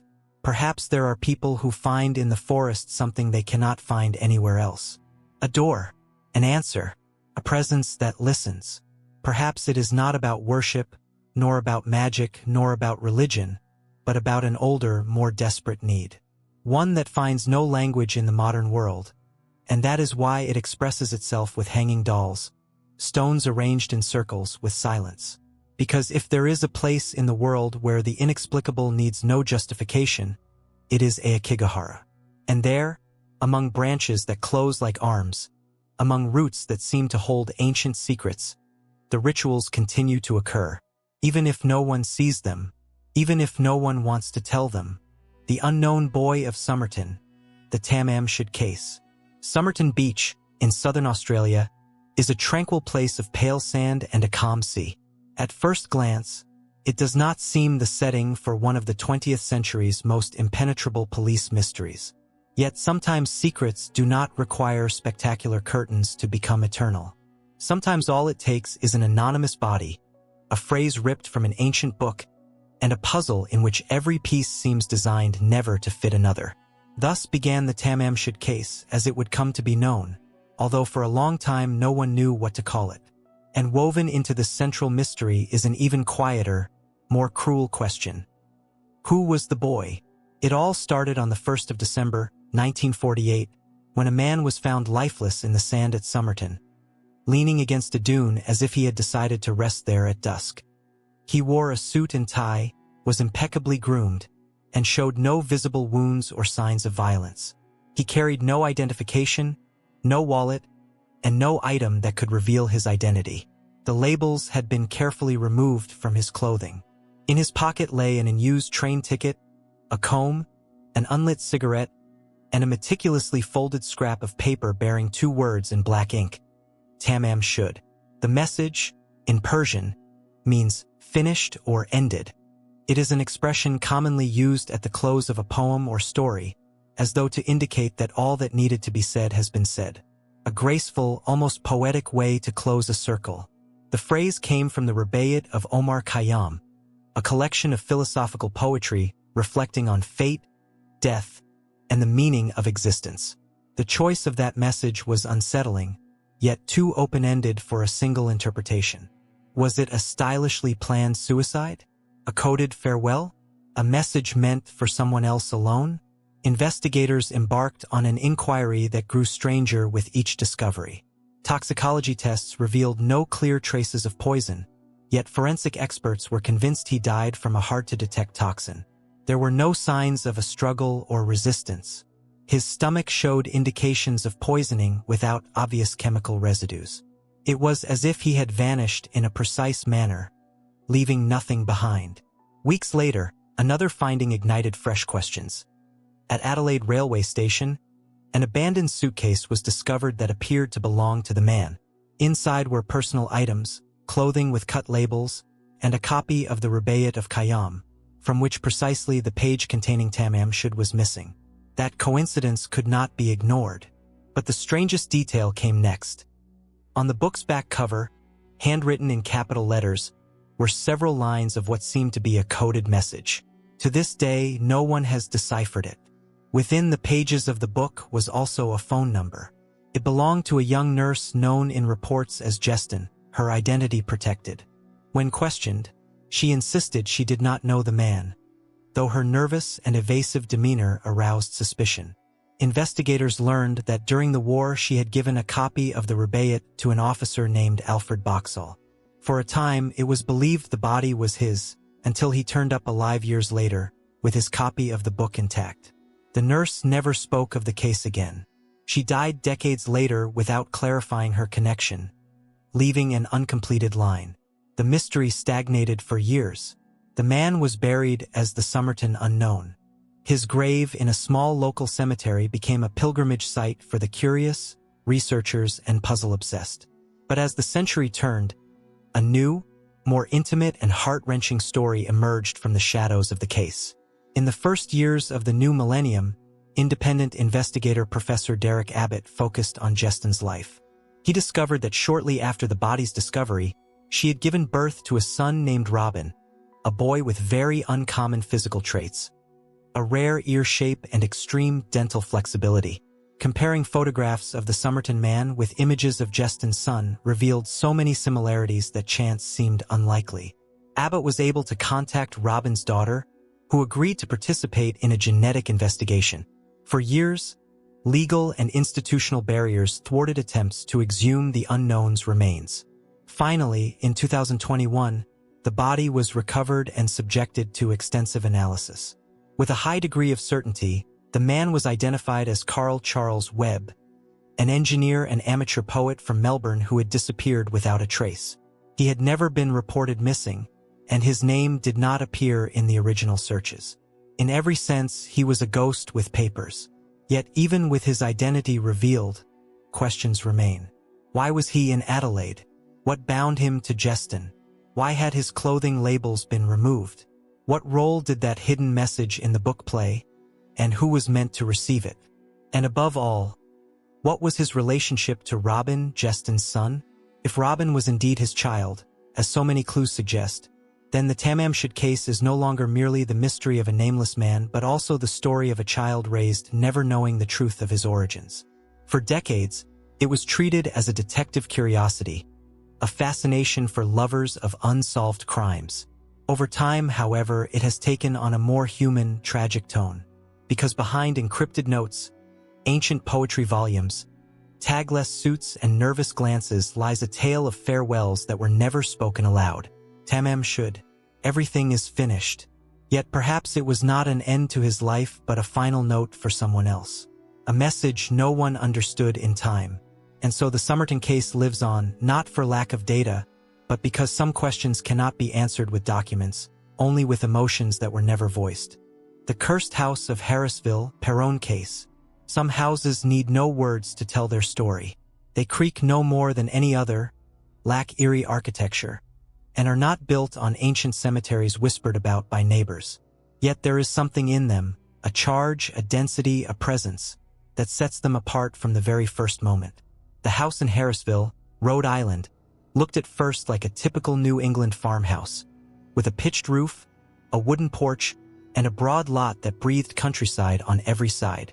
But those who crossed its threshold in the year 1971, a hopeful, large family seeking a fresh start, soon discovered that the place did not want to share its space with anyone. The Perron story has been told many times, but rarely with the calm needed to grasp the full depth of what they endured. They were an ordinary family. Roger and Carolyn, along with their 5 daughters, wanted a new beginning. They knowingly bought a centuries-old property, ready to restore it and fill its rooms with laughter and tranquil Sundays. No one warned them of what lay ahead. Or, if someone did, they did not take it seriously. The first months were a blend of wonder and unease. The 300-year-old house had a rustic charm that captivated any visitor. But gradually, small oddities emerged. Objects moved on their own, doors closed by themselves, footsteps echoed at night when everyone was asleep. At first, they blamed the house's age, the wind, or their imaginations. Yet over time, the invisible presence inside grew less subtle. The daughters were the first to perceive it clearly. Each had a unique experience, as if the house communicated personally with them. One spoke to an unseen boy who claimed to live in the closet. Another insisted that every night someone stood in the hallway, watching her in silence. Things worsened when Carolyn, the mother, felt physically rejected.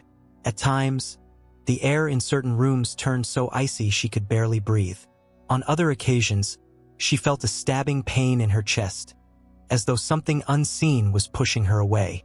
What began as isolated movements and occasional whispers escalated into violent manifestations. Beds shook, chairs were hurled across rooms, doors were slammed from the inside. One night, Carolyn awoke with bruises on her body she could not explain. They began sleeping with lights on, avoiding certain areas, and accepting fear as a daily routine. None were deeply religious or superstitious, but reality shattered every rational defense.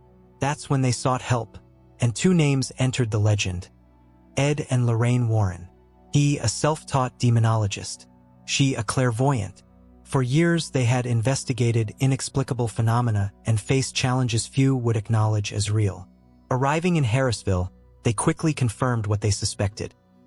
This was no ordinary haunting, but a place steeped in ancient tragedies, pent-up energies, and entities seeking control, not coexistence. Their investigation revealed that the land had witnessed numerous suspicious deaths since the 18th century. Murders, suicides, and disappearances. One of the most disturbing figures was Bathsheba Sherman, who lived there in the 19th century and was accused of witchcraft without ever being officially tried. Legend holds she sacrificed her own child in a dark ritual and, before taking her own life, cursed the land so that no one else could find peace there. During one session, Lorraine Warren claimed to contact Bathsheba's spirit. She described a violent presence filled with hatred, especially directed at Carolyn, as though she were an intruder to be driven out. From that moment, the assaults on the mother intensified. Deafening noises at midnight, shoves, visions, and once, a veiled female figure floating inches above the floor beside Carolyn's bed. The Warrens recommended a spiritual cleansing ceremony, a sort of exorcism without formal liturgy, to free the house from its torment. But that night's ritual was so brutal it marked a turning point. Carolyn collapsed convulsively, screaming in a voice not her own, while objects flew around the room. The girls fled in terror, and Roger desperately intervened to stop the chaos. After that, he barred the Warrens from returning. Yet the damage was done. The phenomena continued for months, albeit less intensely. The family remained until 1980, when they finally moved away. They never fully explained what happened, and they spoke of it their entire lives. Despite skepticism and accusations that the Warrens exaggerated, the Perron daughters have stood by their truth unwaveringly. Years later, Andrea Perron wrote a detailed memoir, avoiding cheap scares and cliches, offering a raw, emotional account of living nearly a decade in a house that felt alive. A house that neither sought attention nor salvation, but was simply taken over by something unseen yet palpably felt. The Harrisville case inspired the film The Conjuring, bringing the Warrens' work to worldwide audiences. But as with any adaptation, reality is denser, more complex, and far less digestible. What transpired within those walls cannot be confined to 2 hours of script or special effects. It left real scars on an entire family. And the most unsettling fact, the house still stands. Despite attempts to sell, renovate, or silence it, it endures.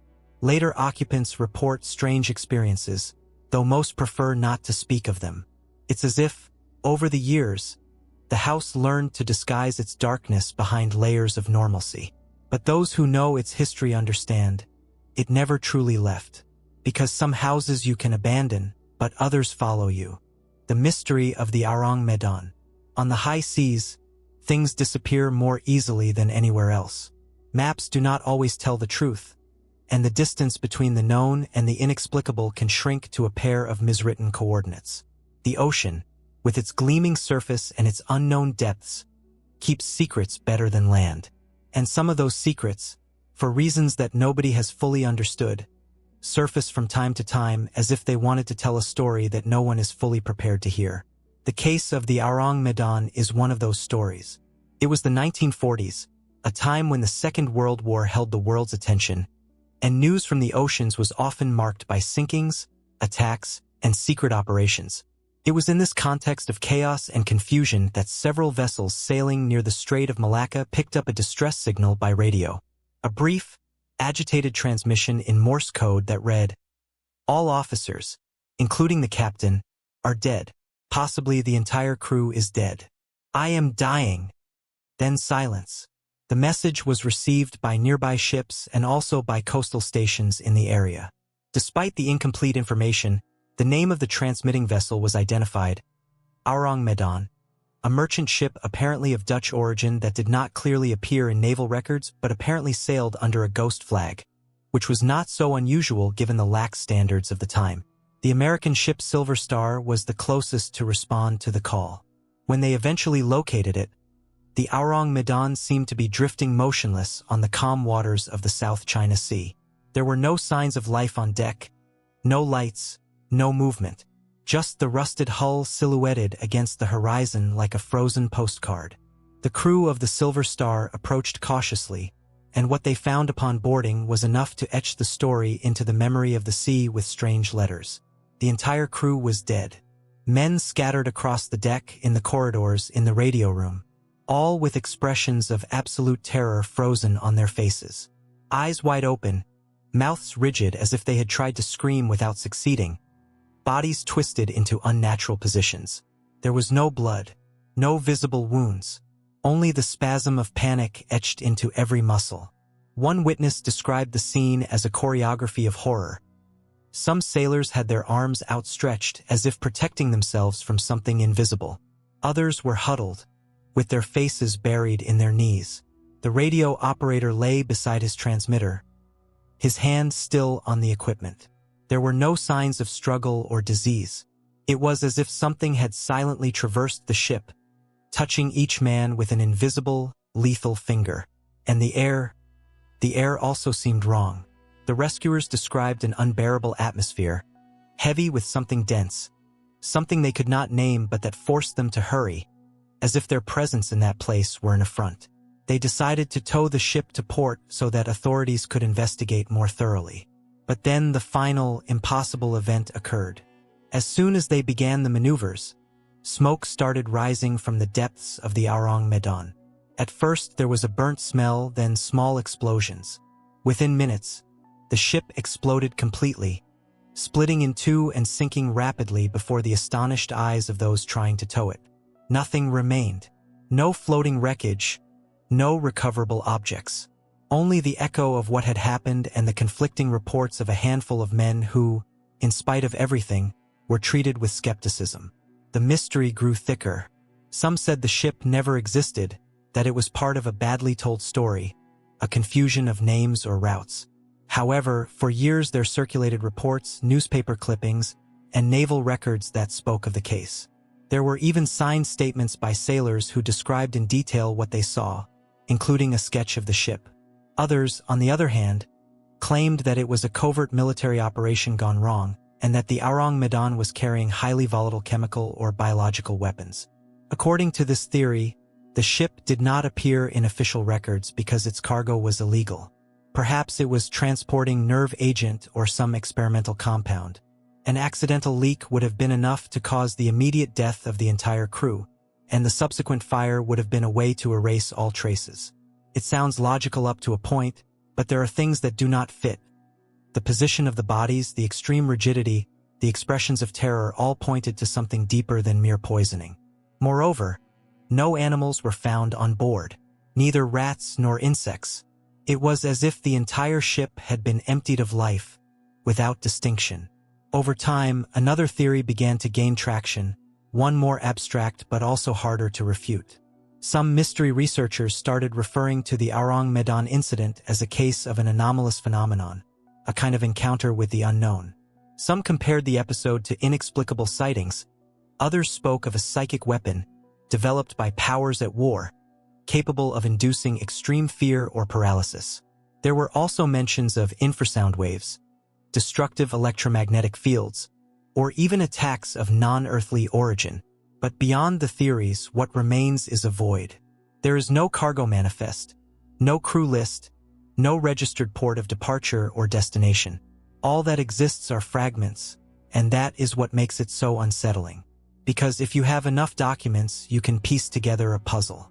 But when all that is left is an unsigned distress call, a group of bodies vanish to the ocean floor, and an explosion that erases any possibility of investigation, the mystery does not resolve.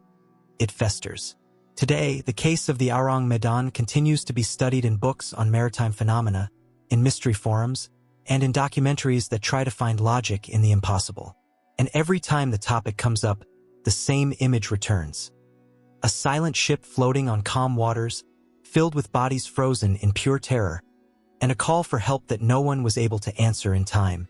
Perhaps we will never know what really happened. Perhaps we should not, because there are stories that are not born to have answers.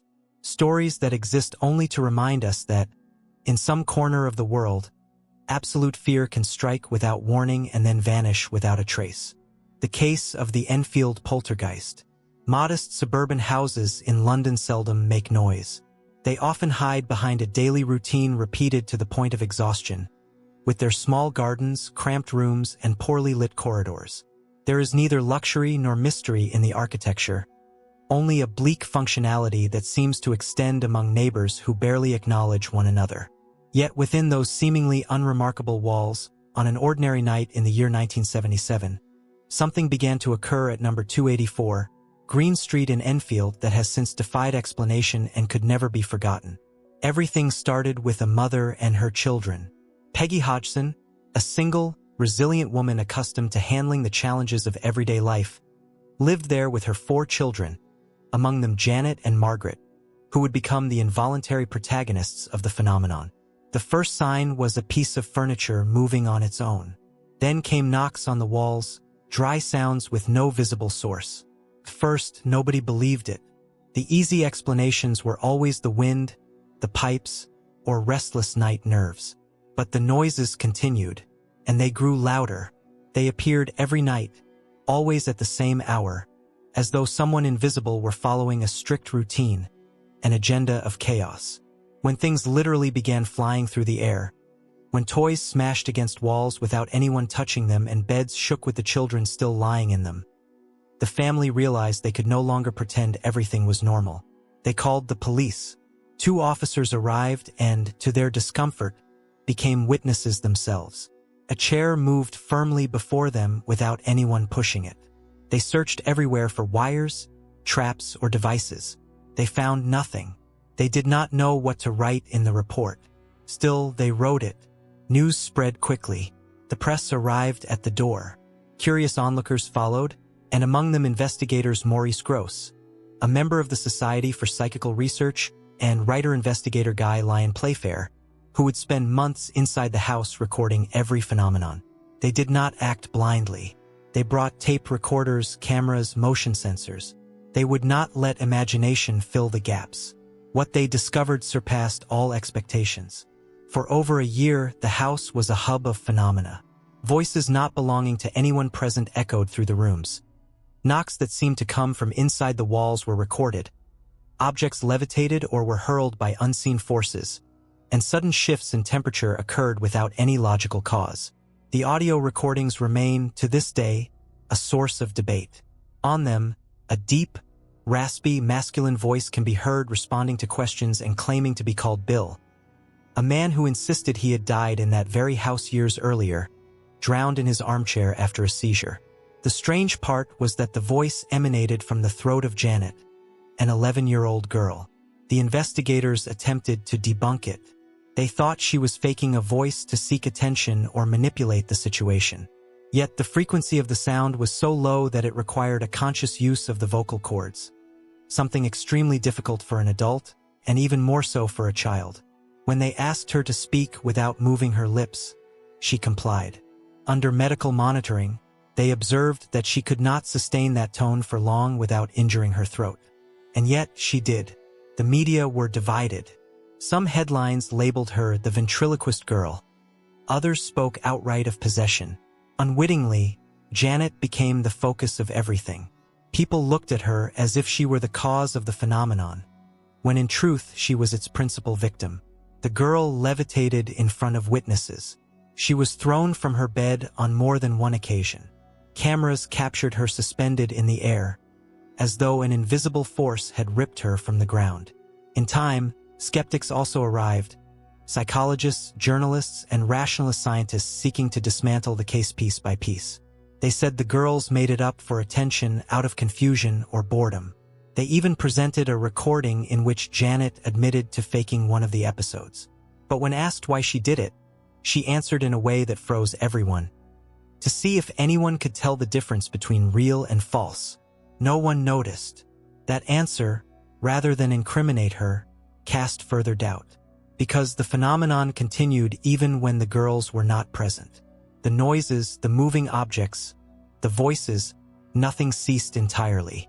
It was as if the house itself had gained consciousness, or as if something, using Janet as a channel, had slipped in through an invisible crack and no longer knew how to leave.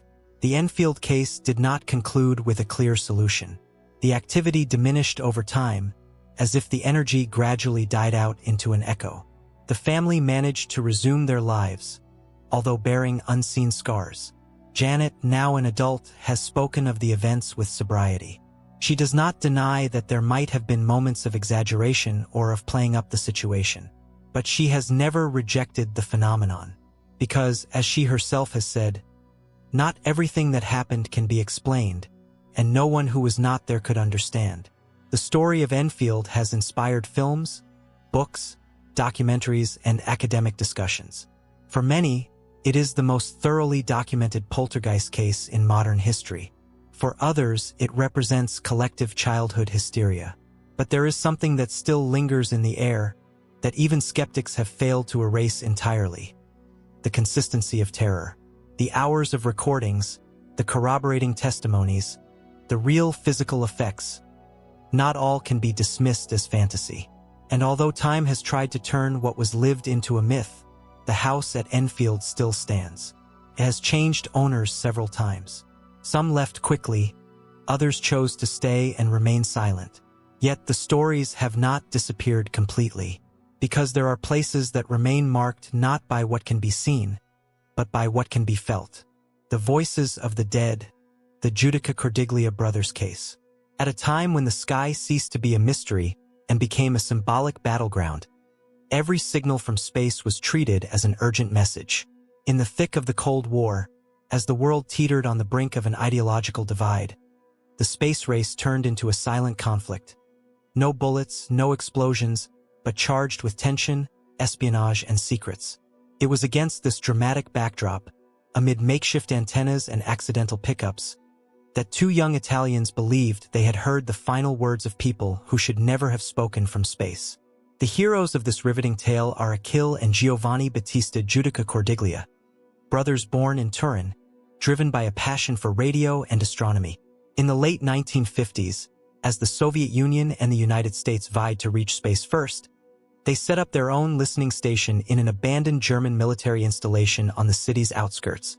They named it Taured, and with modest equipment but unwavering dedication, they managed to intercept some of the strangest and most disturbing signals ever captured from orbit. They were not part of any official agency, nor did they work for any government. They were self-taught enthusiasts with one obsession: to learn what was kept from the public. And they succeeded. From their home-built station, they began receiving radio transmissions from Soviet satellites, often before any official announcement. Their accomplishment was so remarkable that they scooped the international press, as when they tracked Sputnik 2 with Leica on board and confirmed it well before Western space agencies. But the real turning point came when they started capturing transmissions that appeared in no official logs. Human voices that, according to all schedules, should never have existed. One of the first incidents took place in May 1960. They recorded a faint, broken signal that seemed to come from a capsule in orbit. A male voice spoke in Russian, reciting a series of technical numbers, then went silent. No official manned flight had occurred that day. No one was up there, yet someone spoke from the void. The situation grew even more unsettling months later, when they picked up a series of pulses which, at a specific playback speed, revealed human heartbeats. Steady, intense, as if someone were under extreme stress. Then it stopped. No one ever identified the spacecraft or the supposed occupant. The Soviet Union never mentioned it. But the most harrowing recording came in February 1961. Taured's antenna caught a weak, static-laden signal in which a woman's voice spoke Russian, her tone filled with panic. She narrated the terrifying rise in temperature inside the capsule, warned that the system was failing and that death was imminent. Her breathing grew frantic with each word. Then she let out a scream, and the transmission cut off. Achille and Giovanni documented it all. The voice had no name. No official record ever admitted sending a woman into space before Valentina Tereshkova in 1963. Yet this voice existed, recorded on tape, reproduced by independent enthusiasts who confirmed it came from orbit. If genuine, it meant at least one woman died up there, her existence forever unacknowledged. The brothers released their tapes publicly, gave interviews, and their recordings circulated across Europe. Some saw them as irrefutable proof of covert Soviet missions ending in tragedy, hidden by the government to protect its reputation. Others accused them of fraud, of manipulating the tapes for sensationalism. But they sought neither fame nor profit. They did not sell the recordings. They shared them out of conviction. They believed these voices deserved to be heard, that the men and women who reached for the heavens and never returned should not be forgotten, even if they were never officially recognized. Naturally, the Soviet authorities denied everything. They maintained every mission was successful and there were no crewed failures. Some declassified reports after the Soviet collapse did reveal test accidents, but none referenced the specific cases Taured recorded. Those transmissions remain a black hole in space history. Today, some telecommunications experts argue the tapes might be misinterpreted military signals, encrypted broadcasts, or atmospheric interference. Yet no theory fully explains the technical accuracy of their triangulations, the coherence of the recorded accounts, or the fact they often intercepted signals before any mission was publicly announced. There is something profoundly unsettling in the idea that space, too, has its ghosts. Not classic specters with chains, but forgotten voices, fragments of humanity cast into darkness and drowned by political noise. The sky, so vast and silent, holds these faint signals in its expanse. Achille and Giovanni, now elderly, still stand by the authenticity of their recordings. They insist their goal was never to accuse, but to remember. That amid the roar of official history, these whispers serve as a testament to lives once lived, and lives that must never fade. And perhaps that is the most disturbing truth, that in the silence of space, someone once cried out for help, heart racing, voice trembling, trapped in a capsule that never came home. And here on Earth, with nothing but an old receiver and a simple dream to understand the heavens, Two brothers were the only ones who listened, and refused to be silent, driven by courage and unwavering resolve. The Cursed Notebook of Eliza Chamberlain. Some stories do not begin with a scream, but with a forgotten whisper among ordinary objects. Not all horrors appear as specters or visions. Some are simply written, and between the pages of a worn notebook, amidst spilled ink and clumsy words, something far darker than any shadow can hide. Eliza Chamberlain's notebook was not remarkable at first glance. Its covers were of aged leather, unadorned, without factory markings, just a rough texture that clung faintly to the fingers. But it was enough to open it to realize that there was something in that object that should never have survived to our days. The story began in the English countryside, in the region of Shropshire, during the second half of the 19th century. At that time, Eliza Chamberlain was little more than a name of no consequence in the local records. A young orphan, raised on an estate by distant relatives who barely tolerated her presence. They considered her strange, too silent, too observant, with a gaze that seemed to absorb everything. She spent her afternoons writing in her notebook, the same one she always carried with her, even when sleeping. No one knew for certain what she noted on those pages. Some thought they were poems. Others believed it was her journal. But later, when things began to unravel around her, the suspicions changed in tone. The rumors began slowly, villagers falling ill for no apparent reason. Dead animals found in front of the house with no signs of an attack. Strange dreams that some neighbors shared without knowing one another, always featuring the same figure. A woman whose face was hidden by her hair, writing endlessly in a windowless room. They glanced at Eliza out of the corner of their eyes, avoided her in the streets, and whenever something out of place occurred, they ended up pointing at her. Yet they never had proof, only the irrational certainty that that notebook had something to do with it. The breaking point came one autumn afternoon, when Eliza was found in her room, dead at her desk, her head bowed forward and the quill still between her fingers. No one knew for certain how long she had been there. The body was cold, stiff, but the notebook, that was hot to the touch. The only thing written on its last page was a simple line: "I have finished writing. Now it belongs to you." It was then that the notebook began to change hands. First, it was taken by a distant nephew who came to claim her few belongings. He was a young lawyer without superstitions. He read a couple of pages, closed it, and put it away with his things. Days later, he was found dead in his apartment, showing signs of asphyxiation and an expression of utter terror. There were no signs of struggle or suicide. The notebook lay on his chest, open to a page that was not written in his handwriting. It read, "You should not have read that." The news was never made public. The family, ashamed, concealed the details, but the notebook vanished again. Years passed, and it was rediscovered at an auction of antique objects. No one knew its provenance, only that it came with a handwritten note that said, "Do not open." Of course, someone opened it. Since then, there has been a string of strange deaths associated with that object. Researchers, collectors, the curious, all drawn by the idea of a cursed notebook.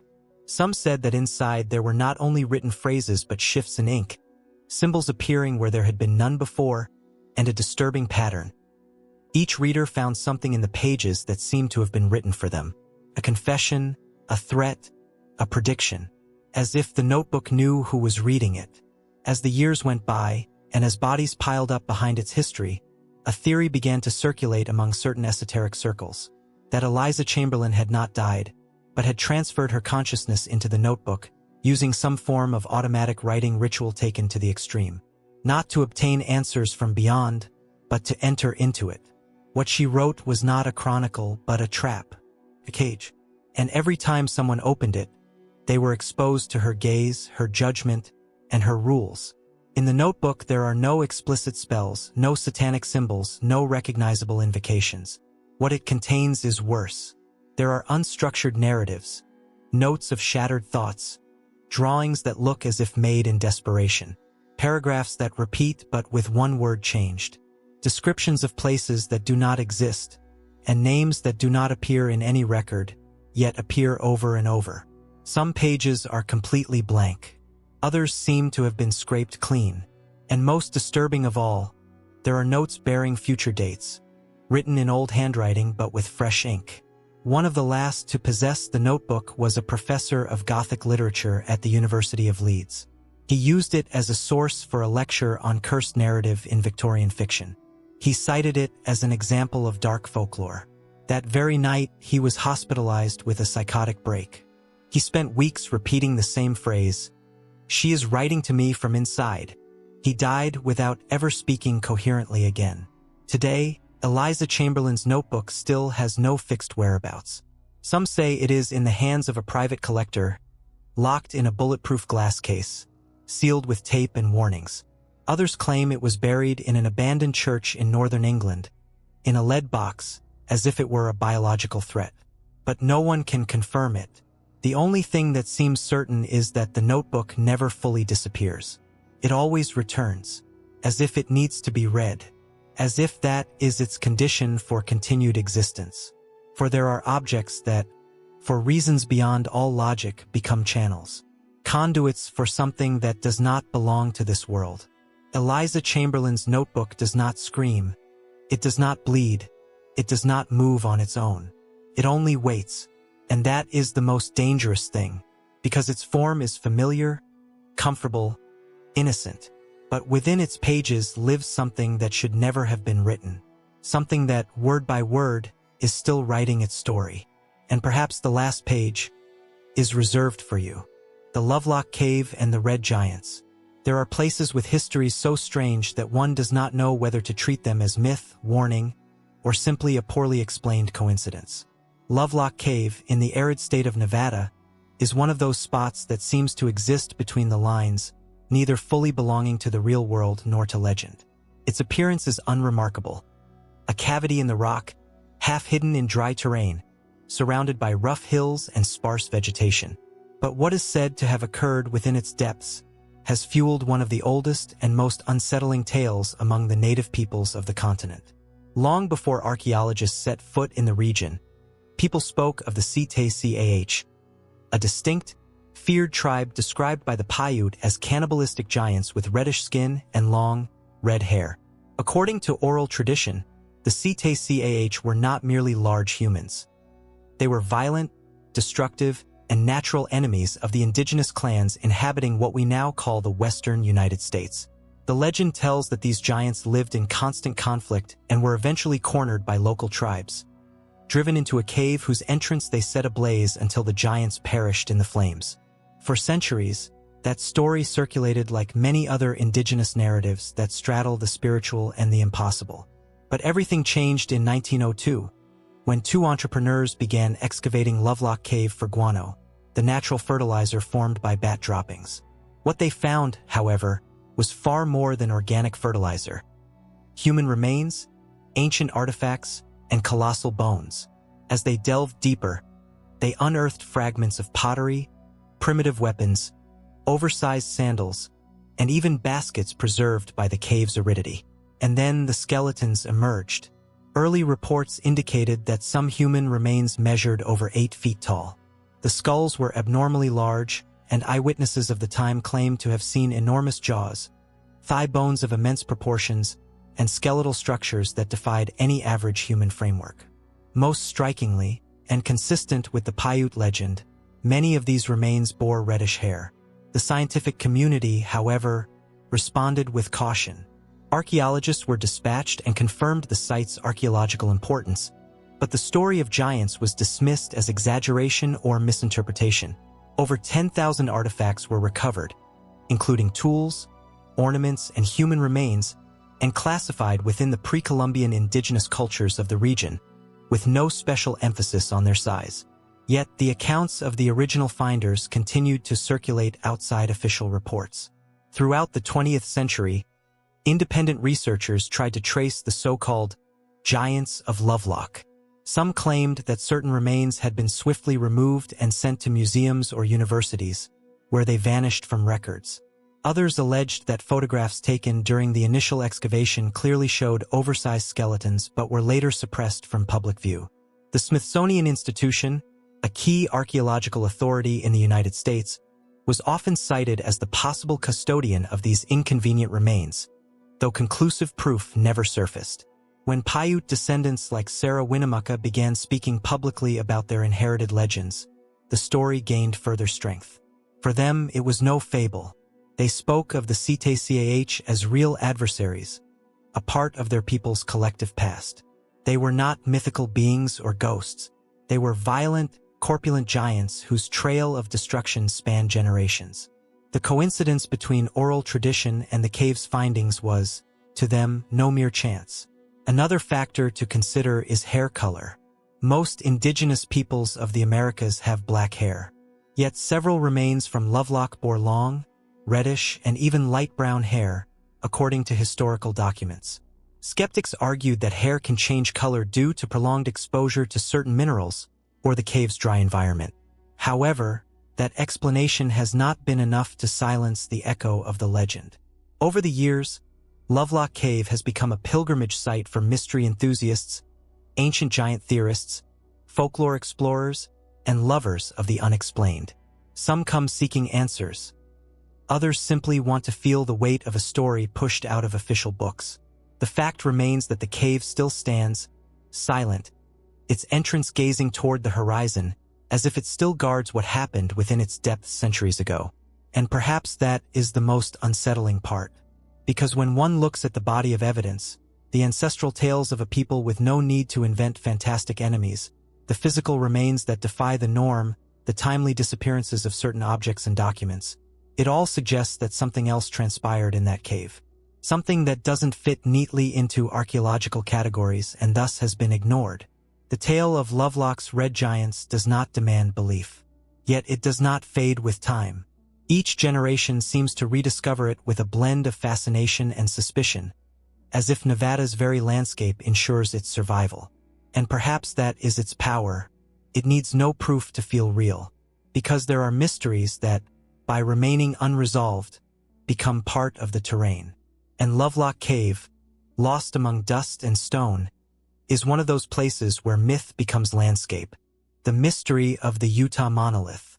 In a world where everything seems geolocated, tagged, and documented, where satellites orbit the planet like permanent witnesses, stumbling upon something that shouldn't be there, and that nobody can fully explain, is like tripping over a crack in the surface of reality.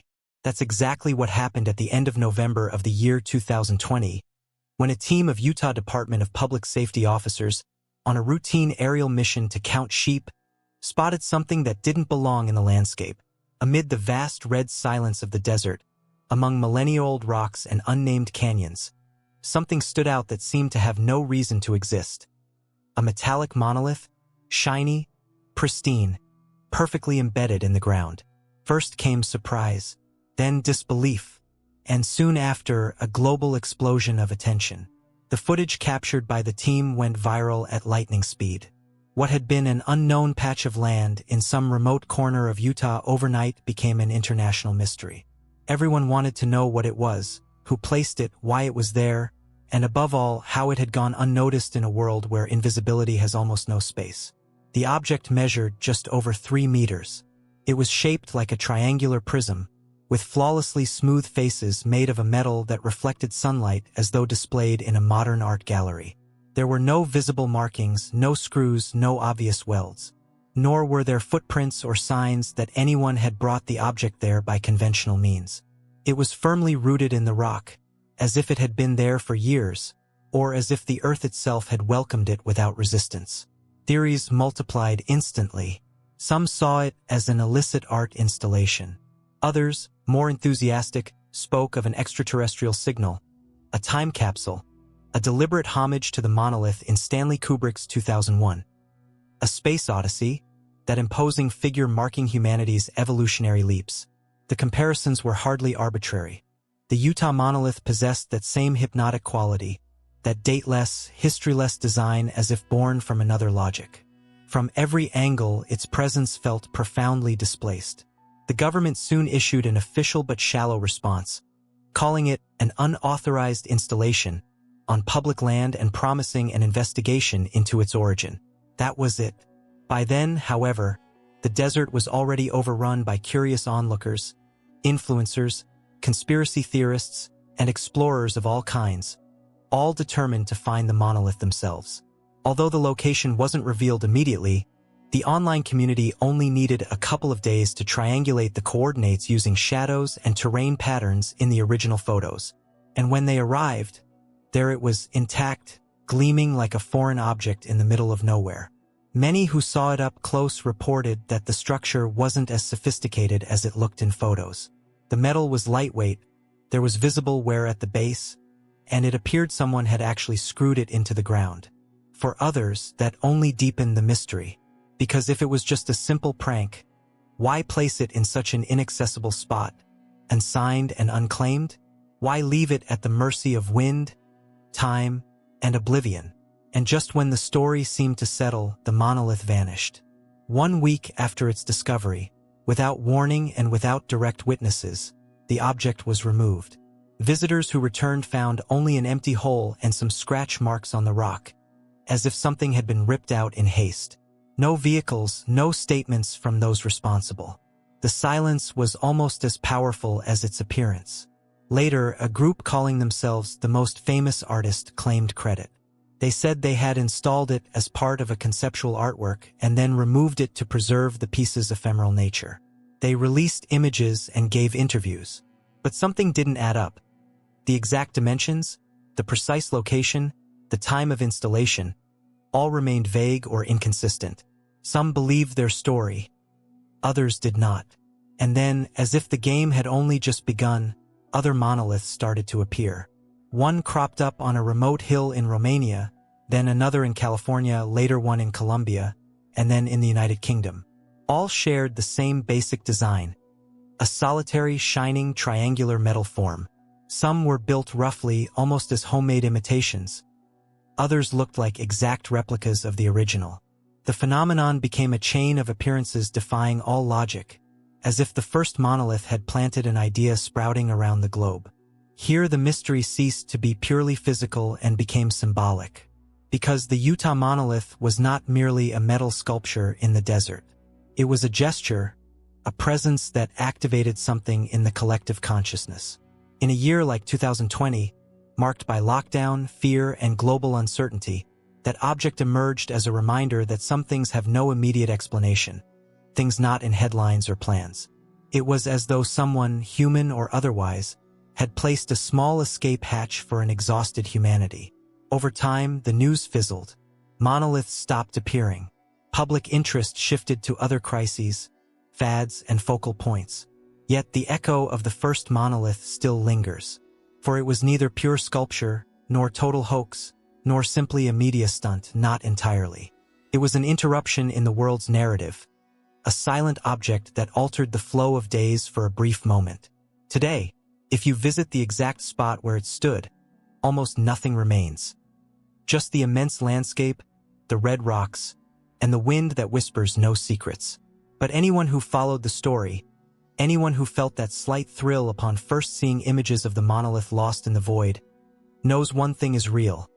For a moment, the world held a hidden message, one without words, without voice, without explanation. And perhaps that was its true purpose, to remind us that even in an age when everything seems seen, measured, and explained, there is still room for the inexplicable. Thank you for staying until the end. Which of these stories stuck with you the most? Do you think there's an explanation? Or is it better not to know? Leave your thoughts in the comments. I'll be reading. This is only the beginning.